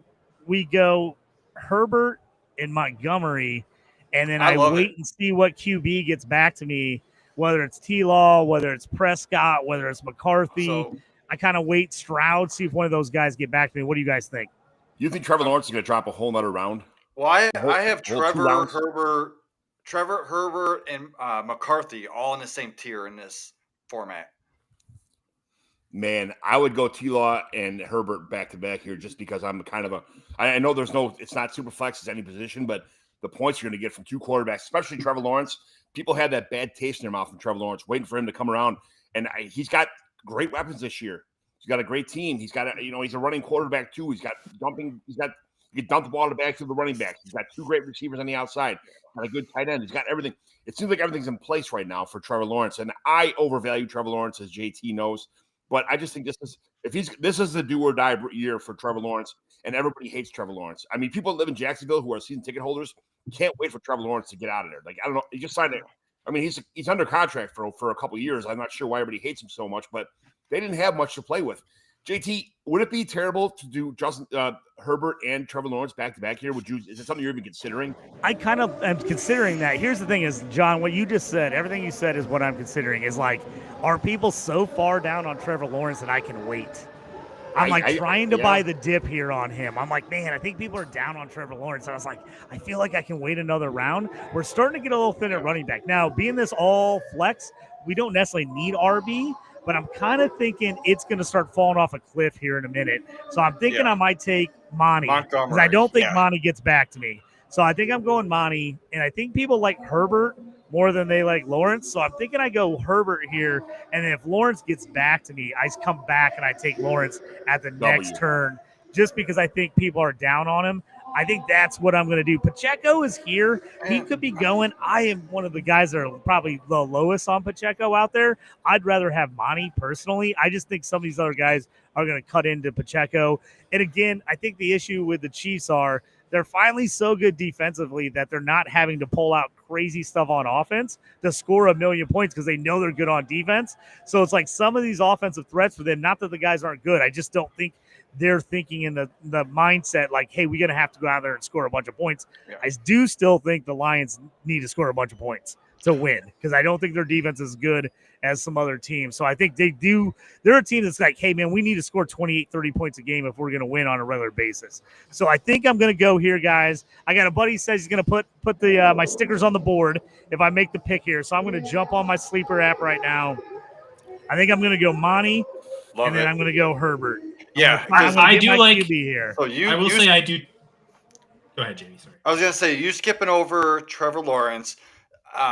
If he does fall back to you, that's awesome. But if he doesn't, I don't see a big difference between Trevor Lawrence and like a Michael Penix, a Jared Goff. Man, who else? My heart. I know. Purdy's still on the board. Purdy's Like, still on the board. I even McCarthy, have like Dak. I would take Dak if he gets back to me with Lamb. I love The that stack double for with sure, Dak yeah. and Lamb with the stack. Even in this format, like a Bryce Young could be over like a CJ Stroud. So you Heck, have even still Stroud, right? Like if Stroud falls, that's fine too, so right? you So do there's have enough- options at quarterback later on with your next two picks. Yeah, I like. Go ahead, Kyle. I was going to quickly say I like going at least one running back, and if you felt like there was a big difference between Montgomery and everyone else, like Pacheco, Brian Robinson, then it made a lot of sense to go Montgomery there. If you thought that was one bigger tier, you might be able to get away with one of them getting back to you. But I think based on the board, the fact that you played chicken the longest, you waited till the 6th round to get your first running back, and you've got a guy that might outscore some other guys. Well, you got to remember, Montgomery was top 12 last year when he was healthy. Wow, Gibbs was a top 8, right? Yep. JT. Okay, next round. Trevor Lawrence and Brian Robinson, if they come around to you, how good would that be? Oh my God! I kind of like that. That could be nice. I kind of like that. What you said earlier, JT, if it's not Trevor and it's Dak instead, you still get to stack with one of the players. Yeah, and that's what I'm kind of thinking. If I could get Dak, if I could get Lawrence, stack one of those guys there, I would love it. I want to get some stack with Herbert here, but McConkey went earlier than I thought. Yeah, but I tell you what, I got my eye on later, a little Trey Harris action. I love Trey Harris. I think he could be a deep ball threat. Yes. I think he could be a deep ball threat. So I'm going to wait on him on some of these rookies and see if I can maybe get these guys a little bit later. It's like there's a couple of these guys that are sneaking here. I will say, I don't know if you guys want to talk about the Travis Hunter situation. I took Hunter at 3-1. 2 other drafters who had the 12th pick took him at 3-1 as well. The absolute highest I've saw here today is he went 1-8 in one of the drafts. Yeah, we were just talking about that earlier. When he got to me at 3-1, I was like, Brian Thomas, Travis Hunter. I was like debating back and forth. I think they can have similar numbers. Now, the IDP part is a little bit different. I'm an IDP guy. John knows he doesn't like talk IDP. I'm an IDP guy, so I was like, I got to go Travis Hunter here because here's the thing. With the way he scored the IDP scoring, Travis Hunter gets a pick 6 in a week. He wins you. He wins you a week. He only needs like 3 tackles a game to get you like an extra 6 to 10 points scoring. So even if he can be a wide receiver, low end wide out 2, high end wide out 3, and play a little bit of defense and get a few stats, he could be really nice there. So 3-1 was a little bit of a stretch for me. I said I wasn't going to take him in the first 2 rounds. I said if he gets the 3-1, if JT or CMC is not there at 3-1, I'm going to go Hunter. Obviously, you saw JT went right in front of me, and then CMC went right after me. So I was like, okay, Travis Hunter's my guy if he gets back to me. So, JT, is there anything you wish you would have done differently in this draft when you took Mike Evans and Marvin Harrison, looking who went off the board that you wish that would have fell to you? Would you rather have those guys over Mike Evans or Harrison? The other guy I was really thinking hard about on that turn was Garrett Wilson, and that was like I was thinking, like, do I go Garrett Wilson and Justin Fields right here, or do I take Wilson and see if Fields gets back to me? That probably would be the one change I would make. I probably would have doubled up right there and taken Fields Wilson at the turn. I was, like you said, I was playing chicken a little bit. I was like, how late will QB drop? And I was trying to see if Fields would get back to me at this last turn. He didn't go. Those were the two guys I was eyeing, and the other guy I was kind of eyeing other than Monty at running back was either Henderson or Judkins. And the only thing that really pushed Judkins for me is the points per carry. I think there's a chance he gets a ton of carries, but obviously the receiving duties are going to hurt him a little bit. Shouldn't catch a ton of passes. But that's probably, at this point, the only change I would make. Obviously, CMC, that one could hurt me, but I think, I decided, I was like, I think some of these wideouts have less injury concern than these running backs. And in this format, I'm like, I don't have to play a running back. So I'm like, I would take the guys that I think are going to have the overall stats the easiest, and that's why I went wideout in a lot of these situations. But my biggest regret, Fields, Wilson, should have probably done that instead of Evans, Harrison on the turn. I love Marvin, so that's why I took him. I think he has a better year. And also Evans, the reason I jumped up and took him was when Godwin and Brown went. Now, I like Godwin, but, coming off the ankle injury, I'm like, right. I couldn't believe he went in front of Evans. That, to me, was crazy talk. And then A.J. Brown is like, okay, the next two, veterans off the board is got to be Evans, Tyreek Hill, and either McLaren or Adams. So I was like, who do I like out of all those guys? I do like McLaren a lot. I know he's not happy with his contract. I know the Bucs are going to have to score points. So that's why I went Mike Evans. I'm like, they're going to have to throw the ball. They're going to have to put up points to win. And so I just like, hey, man, I'm going to take the vet. Trying to get myself in this redraft one-off year. I'm still in dynasty mode, guys, right now. I'm in four rookie drafts right now. So I'm trying to adjust my thinking and not take all young guys. And I was like, I want Marvin, but I was like, I should probably take a vet. I will tell you, JSN was my pick there. Yeah. I walked up to the board and JSN was on the board, on the sticker board, but not in sleeper. And I was like, oh, damn. I was like, I was going to take JSN, so I had to go back and rethink. So that was my adjustment with JSN. I was like, I'm going to go one young with Harrison, one older vet with Evans. JT, my biggest flaw in these drafts is what you said, the dynasty mode. And what I'm looking at right now is in the 5th round, RJ Harvey. RJ Harvey, I think, is just unnecessarily overrated in a lot of people's opinions. Do you think RJ Harvey is going to be a league winner this year in these Scott Fish Bowl drafts or any redraft format for that matter? I think he'll be good. I think you do see these young guys go a little early and stuff like this just because people, especially in the Scott Fish Bowl, so many people are dynasty players. Yeah. It's like people are in that dynasty. They're all fired up on the rookies. I fall into that every year. Same. I think these guys are going to be good. I really love this running back class. I really, really do. I'm nervous about taking a bunch of these guys year one in a one playoff, you need people to show up and score every week. I'm a little more nervous about it. So that's why when I'm looking at the scoring, I'm like, man, if I can do it, if I can take wide receivers that are going to get 100 catches for 1,200 yards and somewhere between 5 and 10 touchdowns consistently, which all these guys have pretty much done other than Hunter and Harrison, I'm like, I kind of feel like those are the guys to go after in this format, especially with the all flex play. And that's the other one you got in your mind. I'm like, oh, I need a running back. I'm like, wait, I don't need a running back. I don't have to play any running backs if I don't want to. So getting in that mindset, it does make it difficult when you're so used to going what do I need? What position I need to fill? And you're like, I don't really need to fill any position, to be honest with you. JT, one more question for you here. Our two biggest concerns going in this fishbowl were A, drafting rookies too early, and B, bye weeks. You have 3 guys with a week 8 bye week right now. And what did the playoffs start? Week 9, I think. Week 9 or week 10, or week 8 or week 9? I think it's 12. I thought it was 12. I think it's 12. There's a big 12-week bye week. So that was one of the things I looked at was there's a ton of teams on bye week 12. I want early bye weeks. Yes. I don't want to get to where I'm late and I have to get a win to get into the playoffs. So I'm like, if I can load up and lose 1 week and just take a huge hit in a week with week 8, I'll take it. I'd rather do that where I can win down the stretch because that's burned me a couple times in the Fish Bowl. Last year, it hurt me bad. I had a solid team. I missed the cutoff by 1.5 points in the first round of the playoffs, and then my team absolutely crushed the rest of the way after I was out. I would have made the semis if I could have just made that first cutoff. but I had a ton of guys on week 12 bye. Absolutely murdered me. So, because I think I had a ton of Colts players, shocker. As you can see here, I don't have a single Colts player or Steelers player yet, That's John. unbelievable. I don't know if this has ever happened. I don't think I've ever gone this late without a Steelers or Colts player. Well, when JT got sniped from me in the first round, it threw everything off. You knew I was taking JT. So when I got sniped there, that was a problem.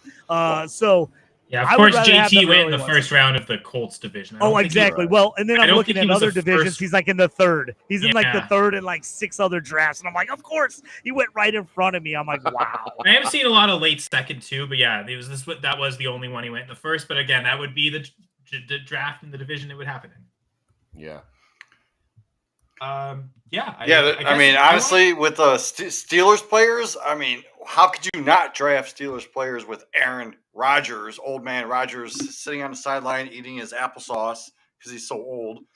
I'm interested to see how far DK DK just went. I was gonna say I was waiting to see where DK would fall in this. It looks like he went 6'6" in this one. Tell me, a couple of you guys. You guys been chatting all day. What do you think are some nice? Because we're only going to round 10 here. I got my next two. What do you think? Like 10, 11, 12. What are some sleeper guys you like in there? Is anybody jumping out at you? I like. I mean, with this format, would you be willing to like in round 10, like get like a Colson Loveland, or is that too early for like? Again, we're talking about rookies that we like, But Brenton Strange is right in the same area as like Colson Loveland. Who would you rather have there, like Brenton Strange or Colson Loveland, when you're talking about possibly getting a tight end? And JT, we were also talking about how much has Dalton Kincaid fell this year, and where would you take him at? Guys like him and Tucker Kraft, because there's a lot of good tight ends still on the board that are going to be coming up soon. So honestly, for me, in a seasonal league where you have to put people in your lineup, I'm not into Colson Loveland because there is so many mouths to feed, cliche alert, but there's so many people in an offense. And it'll be tough to know which players. I know. Right? I am not willing to take a Loveland because they already have a tight end in that offense, Komet, and I just don't want anything to do with them. Would you guys? What do you guys think about Goddard? What do you think about Dallas Goedert? He's been banged up, but when he plays, he's been good. And at tight end premium, if you could get him like after round 10, I kind of like that because I think I could play him until he gets hurt, and then I'll play somebody else. But I kind of like Goddard because when he is in there in a big tight end premium like this, he is a guy that performs a lot for the Eagles, even though they don't throw the ball a ton. I kind of got my eye on Goddard. I think he's going to fall a little bit. Goddard is being ignored. Like after Sam Laporta goes, I would consider like if Kelsey, Goddard. I mean, who else is there? Ertz, Chicago. We already talked about him. He's my sleeper. Well, that's like 10 guys later, but like that's a value. That's a value you're gonna get. But like in that area, give me Goddard over like an Ertz, over a Tyler Warren, over a Pat Freiermuth. Like I love Muth, but with the first down points too, you get the extra reception plus the first down. I'm like, Goddard feels like their third down guy.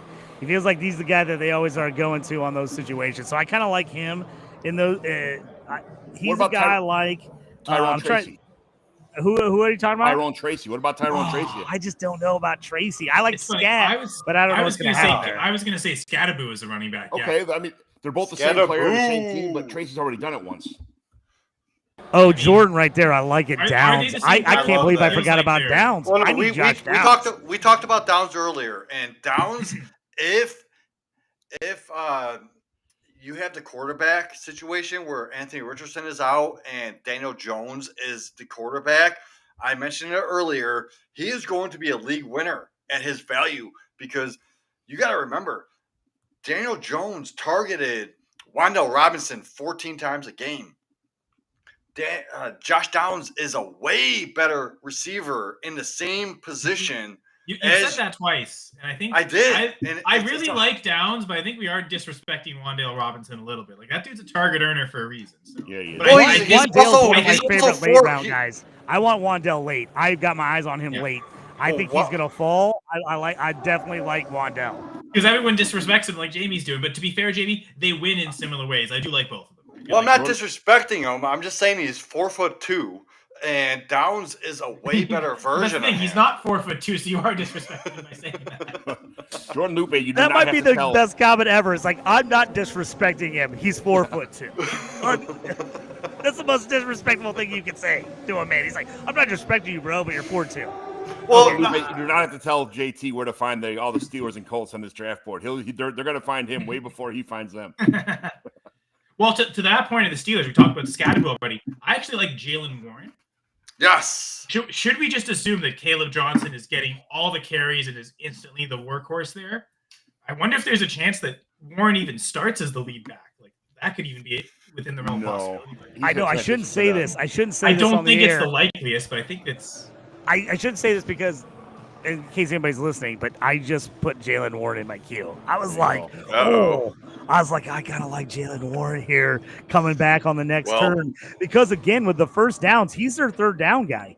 Like you get that point per first down too, and he's a receiving back. People are down on him because he was banged up last year.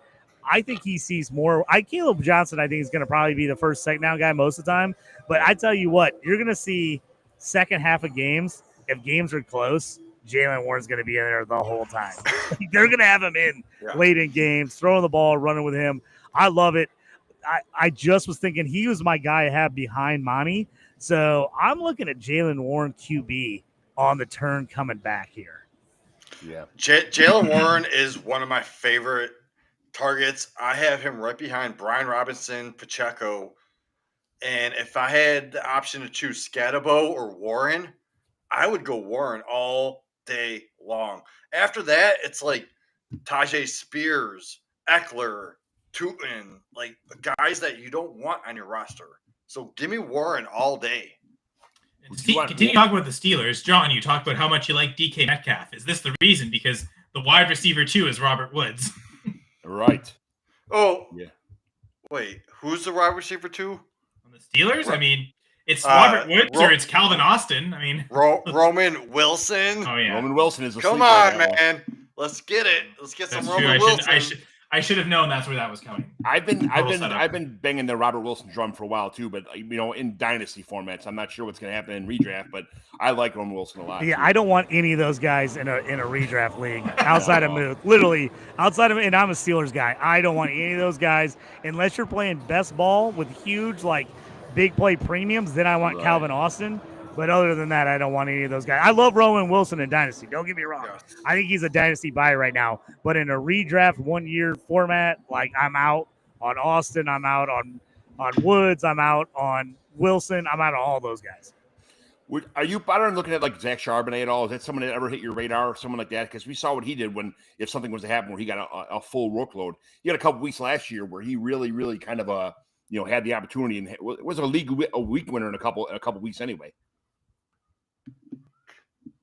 I'm out on Sharps. I think he's better than I give him credit for. I just don't like him personally. I like Damian Martinez more than him. So I'm just going to avoid him, even though he's probably way better than I'm giving him credit for. But I don't know. What do you guys think about Sharps? He's just not a guy I've ever really been into, especially in Dynasty. But I know he's better than I give him credit for. Well, we've been talking throughout the episode, late in the draft, I think it's good to just take shots at backup running back. So, yeah. I mean, when you're in that backup running back range, he probably makes sense, but then you're also prioritizing who are the best backups to have. I don't quite think he's in the elite backup tier, but I think he's because there's some guys that are backup tiers that they could be the starter, like a Bashal Tootin. It's not out of the question that he overtakes Etienne or Najee Harris. He's the backup, but maybe he still gets enough carries, or like Ramondre Stevenson with Henderson. Like those are the backups I'd prefer to target in the elite backup. I got a quick question for you guys. So I'm usually a handcuff guy.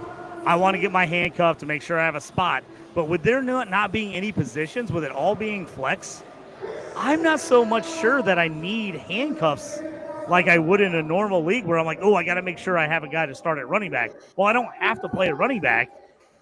So I feel like I'm out on handcuffs for the most part in this draft. I might get guys late, but I'm looking at handcuffs a lot less than I normally would. I think just because the fact that you don't go like if Monty gets hurt like he usually does, at least for a couple games, it's not like I'm like, oh well, shit, who am I going to play? Well, I'll just play a wide receiver because I don't have to have a running back to fill in for him. So for me in this format, I feel like it's less important to have a handcuff as in past years in Scott Fishbowl where you had to start 2 running backs, and running backs got thin really quick. I felt like you had to handcuff guys to make sure you had someone to start every week that you got points. Because the way this league works, and I'm sure you guys have talked about it a bunch of times, but you have to score a bunch during the year, even if you don't win, because you need to have that average when the playoffs start that you are building off your average for the season. So you want to put up as much points every week. Your head-to-head does count, but it's not almost as important as just scoring as many points as possible. So for me, I'd rather take the whiteout that I know I'm going to get a guaranteed 10 out of. I could get a 5 for 50 out of him, and this year it's 2.5 per catches. So it's like I should get 10 points, no doubt, from almost any wide receiver that's a top 3 on his team. Like, do I take that over a running back hoping that he gets carries and that they don't get way behind and then he's nothing? I don't know. So for me, that's kind of where I'm going, where I'm a little more wide receiver heavy because of that. So you mentioned handcuffs. There's only a few top guys that I'm willing to take the handcuffs on. And as Barkley, I'm taking Shipley all day. Bijan, I'll look at Algier if I get him at a value. Other than that, it's Raheem Mostert for Ashton Genty, maybe. No. I mean, if I get Swift at a value, I will definitely take Roshan because you know me and my Roshan. But Kyron Williams, if I'm a Kyron Williams owner in this format, I am definitely going to take Jacquez Hunter. I thought you were going to say Blake Corum for sure, and I was going to cut in with Jacquez Hunter. But yeah, that Jacquez Hunter for sure. Other than that, I don't really see any handcuffs. Like I know people are taking Aaron Jones, and you're going to have to grab Jordan Mason very, very early, right after you take Jones as a handcuff. So I don't like doing that. But Shipley's a handcuff as of right now. Shipley's a handcuff. Fan of Hawks, yeah. I'm thinking of who else they have. They have AJ Dillon, right? Is the other running back. I was going to say the question for me is like, there's a ton of teams where we're not 100% sure who the handcuff is yet. Yeah. Because with all these rookie running backs that got taken, we haven't seen camp to see where some of these guys have gone. And so that's part of my hesitation to take a handcuff, is I'm not sure we know 100% who the handcuff is on like 70% of teams. Let me give you an example. So let's say you take the Tampa Bay Bucks backfield, right? You got Bucky, right? I know, what's his name? Rashad White. Rashad White isn't really a handcuff, but he also has standalone value. Are you willing to take both of those guys just because if one gets injured, the other one's going to increase in volume? Or can you play both of those guys at the same time? What's your thought on those? I'll jump in real quick. I'm not a Rashad White guy. I've been a Rashad White hater for multiple seasons now. I love Sean Tucker, but that's my Syracuse fandom coming through. I would love to see him on another team because I still think he's has a shot to be a legit running back. I just knew he was in trouble because I was like, oh, Sean Tucker is Bucky Irving.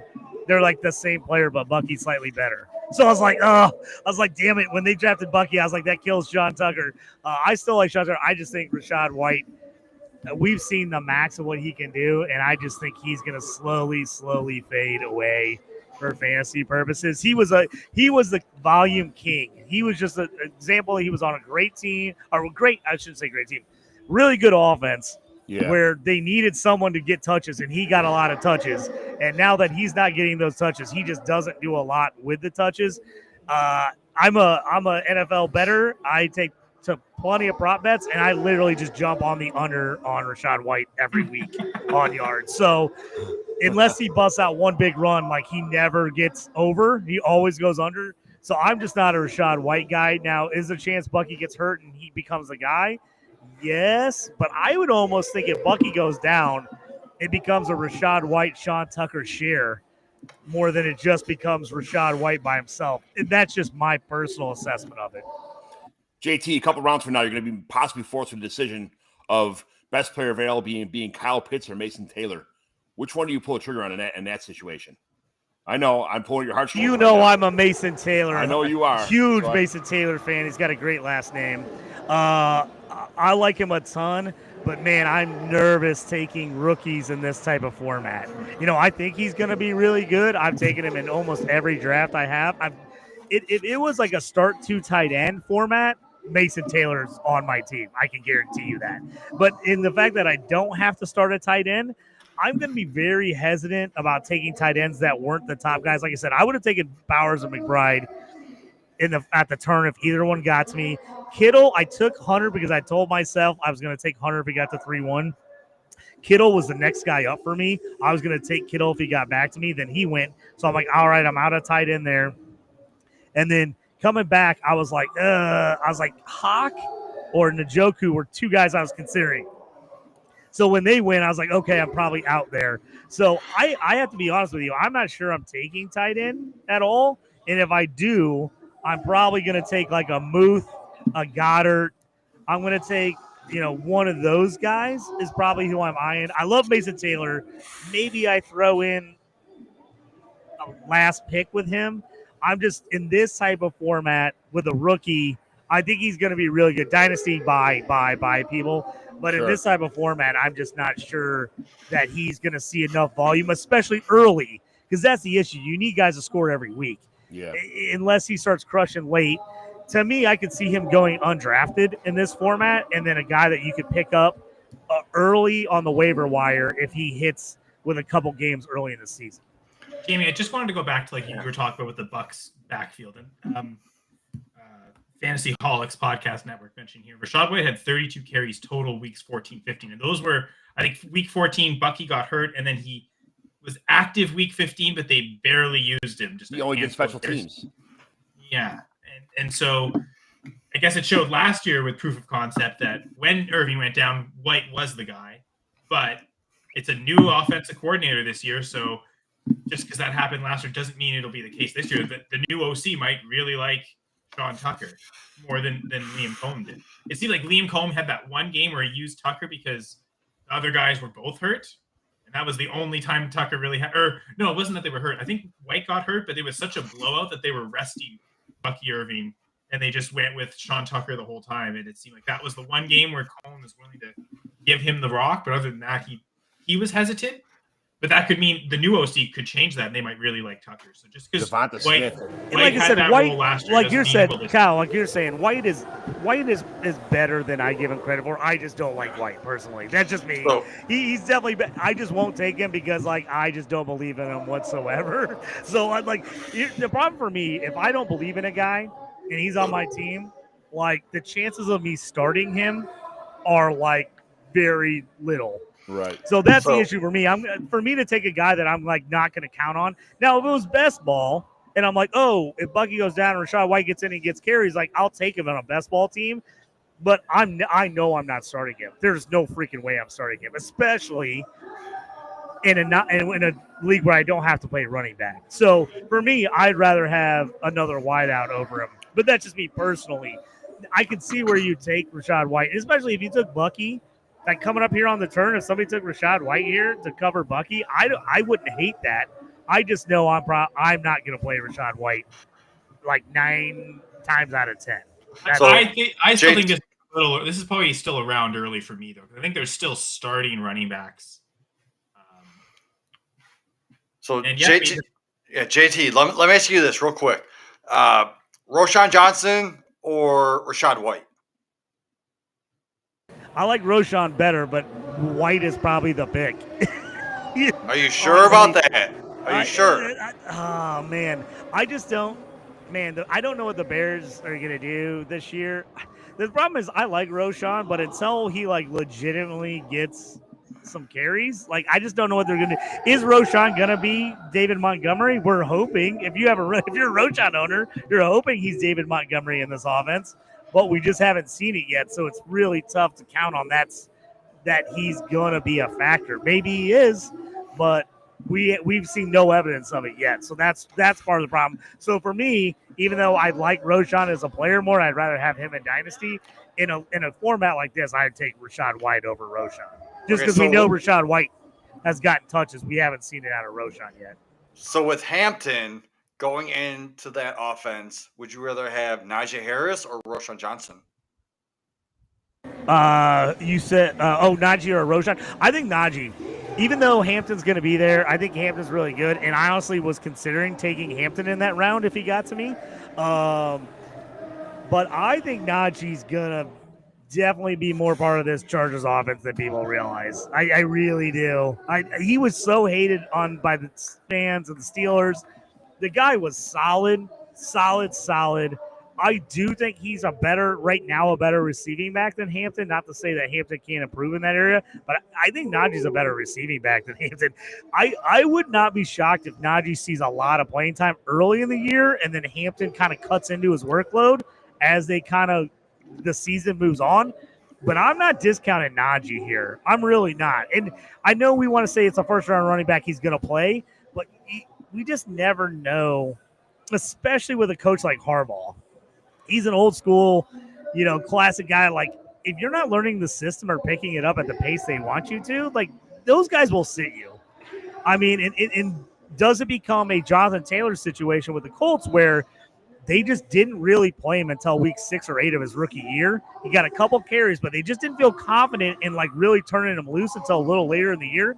I could see that with Hampton, with Najee being the player he is. I could see Hampton kind of turn it on near the end, but Najee really cutting into that early. So Najee's definitely a guy I have my eye on in this draft too. And depending on how far he falls, Najee's a guy I definitely have in my queue as someone I'm considering taking. Because I do think he's going to be a part of this offense. I have one more for you. Would you rather have, with Henderson going into the New England offense, would you rather have Roshan Johnson or Ramondre Stevenson?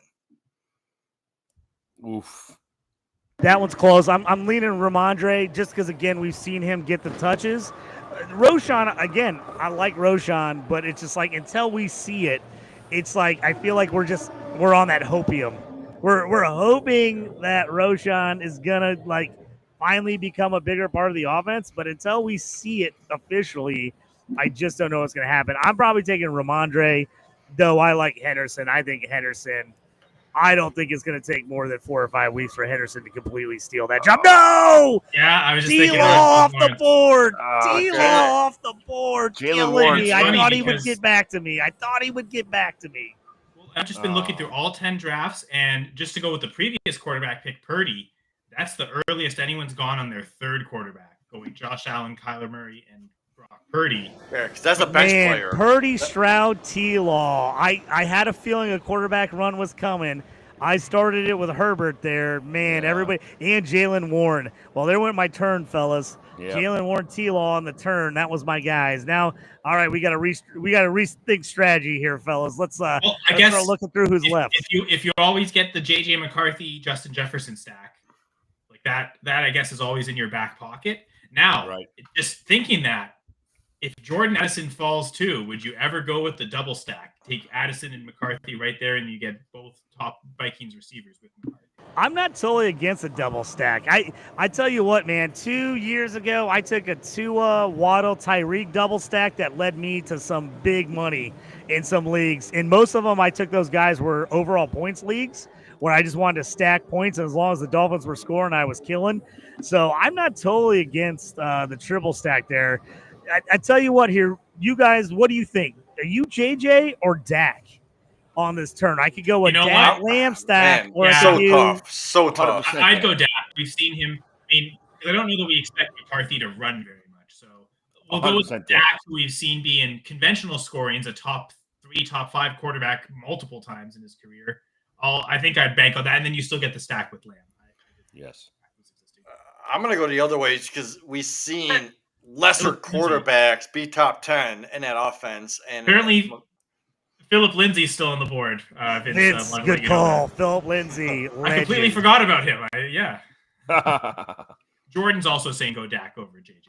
Honestly, I would go Dak if I was on the clock, but you can't overlook McCarthy just because we've seen people like Mullins and Joshua Dobbs and Darnold be top 10 in fantasy football in that offense. So what's to say McCarthy can't be top 5 because he's way better than everyone I just mentioned? All right, he's better. We haven't actually seen him play in the NFL yet. We're gonna see who's gonna come off the board here the next couple picks, but I want to do a little exercise here to see who you guys think. We're running back is getting super thin. Pacheco right now, Tyrone Tracy, Etienne. Those are really, and then like Scattaboo and Najee Harris are really the next guys left. So is Jalen Warren available? Jalen Warren just went. That's why I said Warren and Lawrence went on the just went. Totally screwed my turn. That's who I was going to take, both those guys. So I could go one of those running backs, or do I go QB? And who out of these wide receivers would you take on the turn if they're there? Zay Flowers, Jameson Williams, Chris Olave, Jordan Addison, Josh Downs. Who would you go out of those guys? Pretty sure I've got Addison ranked the highest out of all. I honestly is Juwan Jennings available? Because I have him above all of them. Jennings is there as well. Yes, I have Juwan Jennings available. Calvin Ridley even over them. I think we saw Ridley go. Yeah, Ridley went last round. Awfully close, but Josh Downs kind of has a special spot in my heart. So I kind of like Josh Downs a little more than those guys. I know it's hard because like my fandom wants me to take Josh Downs. I'm not lying to you right now. My fandom does want to take Josh Downs, but I want to see what you guys think out of that group. Because I feel like they're all together. So where did you take Mike Evans? 4 rounds ago, right? I have Juwan Jennings back to back with Mike Evans in this format. Jameson Williams and Scatabo off the board, so that takes those two guys out of the equation. We had a comment for Jameson Williams. Vince saying Zay Flowers. I have Jameson Williams about 4 picks after Mike Evans and Jennings. And I mean, fantasy holics mentioning, Etienne, just where he was last year. Like what were we viewing him as last offseason because of the RB3 finish in 2023. We saw him get benched for Tank Bigsby last year. So and then they've added more competition in another running back in the draft. So I mean, to be fair, Etienne's ADP was 16th overall last year, and he was arguably the biggest bust in fantasy football last year. Yeah. So, we're up there with like Kelsey probably, and maybe, I don't know who else was that big. McCaffrey because of the injuries. With the running quarterback upside of a 0.2 points per carry plus the first down advantage, are we completely off on Anthony Richardson? Is there any way we're taking him in this format? And if we did, where are you taking? Where is he worth taking a shot on?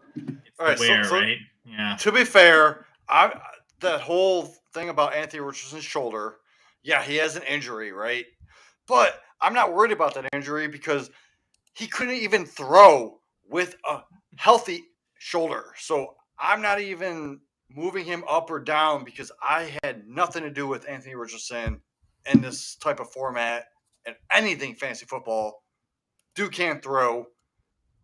Well, I would say that, a shoulder injury is what cost his season 2 years ago. His rookie year was ended with a shoulder injury. So that's the concern, is that he's just, the shoulder injury makes him not available. But you're right.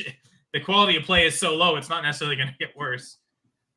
So Vince is saying 13th round, 15th. I think you'd if you really are pushing into the super flex format, you'd want to at least have 2 QBs. You wouldn't want him to be your QB2. I don't think. Give me Tyler Shuck over Richardson. Give me Jamie. You have to. You have to. Give me Jackson Dart, who might not even play this year, over Anthony Richardson, because if Dart does play, Dart is going to be an elite top 10 type option, just like we thought Richardson was going to be a top 5 when he plays. But here's one for the Colts, since we are talking about the Colts draft. Which Colts QB should go first, Danny Dimes or Anthony Richardson? Give me Danny Dimes all day. Vince is saying Daniel Jones. So, A-Rich isn't even practicing right now. He's got a sore shoulder or something going on. So, for someone who needs reps like that, who needs to be in camp right now, he's not helping himself at all. You got a bunch of the whiteouts coming off the board here, You fellas. can't see the draft board. We moved All down. in a roar. Slide move that that draft down. board back up there. Sorry, We I just was had looking at- Shakir come off. We had Zay Flowers come off the board. Jameson Williams, Waddle, Judy, all now Jacoby Myers. I think I got to go. There's Pacheco out there, and I don't love Pacheco. But I feel like I got to go wide receiver. I think I got to go Dak on this turn here to go with Lamb. I think he's just going to throw the ball a million times with this offense. So to me, it's Pacheco because I don't like Tyrone Tracy at all. Addison would be my guy. Juwan Jennings or Downs is probably who I'm looking at. I'm going to go Jennings and Dak. I like Dak Pacheco. I'm feeling like the running back depth is so important. And you're on the clock, so. All right, on the clock here, fellas. I'm gonna take Dak because I know Dak's my guy. So taking Dak Prescott. Oh man, I don't know if I sold you on Juwan. You have talked me into it. I wasn't gonna take Juwan. I'm kind of on Juwan. I'm looking at the. I would take him points. over Evans, and you took him 5-6 rounds earlier. I like Juwan Jennings. I'm just not 100% sure he hits again this year. What about Brian Robinson? Brian Robinson went. He got drafted. He did? I didn't see him Pacheco, go. he went last round. Pacheco would be the running back I'm taking.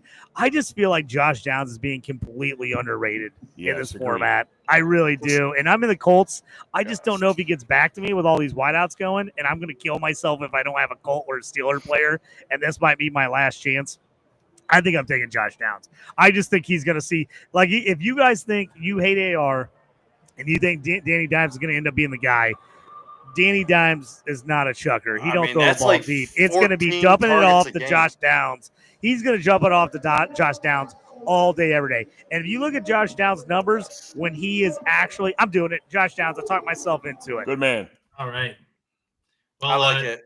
JT, thank you, because you've given us 4 picks in your segment. So that's been the most anyone's done. But also thank you for the setup consistently throughout, because a lot of people took advantage of this and got some great audio quality for their segments on too. So we appreciate you sharing the wealth there, JT. Absolutely. Hey, we're all in it for the team, right? Well, I got one last question. What are you drinking, and how much are you drinking? I said you guys are going to put me on the last segment as could be an issue, but I've been solid. I've been solid today. Me and my girlfriend bought tickets last night to Jason Isabel tonight, so I got to be chill. I got to make it to the show tonight, fellas, at 8 o'clock. So slow rolling today, being nice and easy. I got the Red Bull in me here. Yeah, I got to give a pep in my step. So a little vodka Red Bull is what we're on the board right now. No blueberry Red Bull. That's the only disappointment about this setup. It's been a really nice setup this year. No blueberry Red Bull. That's kills me. I'd be drinking the blue and blue all day. But the sugar-free we'll have to do. Tell them the truth, JT. They don't have any foo-foo drinks there. They got everything here this year. They got a full setup in this joint this year. JT's an old-fashioned guy and all those super foo-foo drinks. John, I drank those last night. That was for the dinner. That was a nice dinner I had, the old-fashioned dinner. So anyway, just before we kind of start to head out, just remembering that the donation match is still going for the next few days. I know Geoff Lambert will also be hosting a live show on the GoingFor2 Discord, and so anything donated in this period, so today and tomorrow, will be matched up to $1,000. So if you can get to that $1,000 max and get that to a $2,000, we always want to go for 2, right? Not just 1,000, 2,000. I gave $50 while I was talking on this show, so you guys can do it from home for sure, just watching. So appreciate the QR code is here, the donation match for that. There's also other ways to donate through the Scott Fishbowl website, buying Scott Fishbowl merch too, and all sorts of different ways to contribute to FantasyCares. So appreciate Scott Fish for organizing all that and giving us this platform to be able to donate. So this is your last 2 rounds, right, JT? You guys only drafted. Oh yeah, we're coming. Hey, we're coming here. Dave just came over to me and said, "Tell the fellas I got you on Jennings." Boom. He saw it coming. McCarthy, they knew it was coming. McCarthy and Jennings were on the block there, and I took told Dak you. and Downs. You're right. I told you you for should the have got win. Jennings, bro. Jamie for the win. He immediately came over and was like, "Oh, you took Josh Downs. I'm taking Jennings." I was like, "Ah!" Dude, Dave is awesome, man. Like his 5-minute fantasy podcast, awesome. Yeah. Love it. I appreciate Dave during SGPN. his segment too. Yeah. Yep. He's Well, if you guys are good, I don't know what time you want to jump off here, but if you guys are good, I'll hang with you till the end of the 10th round if you want. I have to go to work. Yeah, I was thinking we were just about to end. That's why I was kind of I got work out tonight here. too, But but yeah. No, I have to be at work in like 10 minutes. So. Okay, so then, well, Jamie's like, "I'm out of here, fellas. Get out." I can stick around. I mean, I'm not sure if I'd you guys rather can, be late and hang out with you guys because I can stick around to the end of the 10th if you guys want. If you want to end it off, that's fine. Or I could just pass controls. Yeah, I'll hang until you guys end of the show. Well, yeah, I think we are basically ending the show here. So, is there Okay. anything you guys want to say before we end? No, these drafts, it's super nice. Being the first draft of most of the years in Chicago, one of the first live drafts almost every year, seeing all this ADP go through and getting all the, I should have thought of that, or I missed that, or this is really good for me drafting next Sunday in Madison. It's going to be really nice to have. There's a handful of good people going to Madison too, so I can't wait to see them there. But this ADP coming in from all you guys really is going to help a lot, man. But yeah, hopefully we were helping people with Scott Fishbowl and, of course, raising all this money for charity. We're hoping to help a lot of kids with Toys for Tots and all the other organizations that FantasyCares feeds into. So appreciate everyone who could make this a thing. And certainly Jeff Lambert, everything he does, founding GoingFor2 Live, having this great network, having the GoingFor2 Discord where so many Scott Fishbowl mocks are happening. Super appreciative of Jeff for setting this up for us, but absolutely appreciate all the guests we've had today. Dave, J. Mike, Chris. I'm blanking on the rest and I already closed the list. But of course, JT is setting up for everyone. And everyone in the chat, thank you for joining the chat. Jamie's asking your always questions. so appreciative of the chat. And yeah, so thank you, John, for choosing to join us as a, I wouldn't even say last minute host, middle of the show, decided I'm going to join too. So appreciate all my family running around today, and I sitting at home. I was like, okay, cool. This looks awesome. I was going to watch it anyway. Might as well jump in and join you guys. So thanks for having me on. You brought some I was going to remind you guys and everybody in the audience stuff. You can still go to FantasyCares and order Scott Fishbowl shirts. So even if you're not in the Fishbowl, but if you are, tons of good shirts. I got my Colts one on. I wore today. They have ones for all the teams. I went and bought one for all my favorite teams in every league. I got a Cardinals one. I got a Detroit Red Wings one. So yeah, go there, jump on. You can still purchase those shirts and other things. So if you haven't yet, still go to the FantasyCares website and you can still buy merchandise. Yeah, absolutely. Yeah, check out everything. ScottFishbowl.com and FantasyCares websites. They provide lots of great ways to donate and contribute. Thanks a lot for having me today, guys. John McGlynn, 75 on X. Dynasty evaluation. That's much appreciated. And thanks for jumping on the show all the time there, my man. I really appreciate me and JT, all the comments and everything you had to bring to the table here. And I got to shout out Jamie. Got me and my son Travis Hunter jerseys. I was going to wear the Travis Hunter jersey to the draft. And I looked at the weather and said it was going to be 98 in Cincinnati. I was like, oh, am I going to sweat through the Travis Hunter jersey? I was going to wear the Travis Hunter jersey, but I also didn't want to give it away and someone stealing from me in the draft. Yeah. So I wore the Scott Fishbowl Colts shirt instead.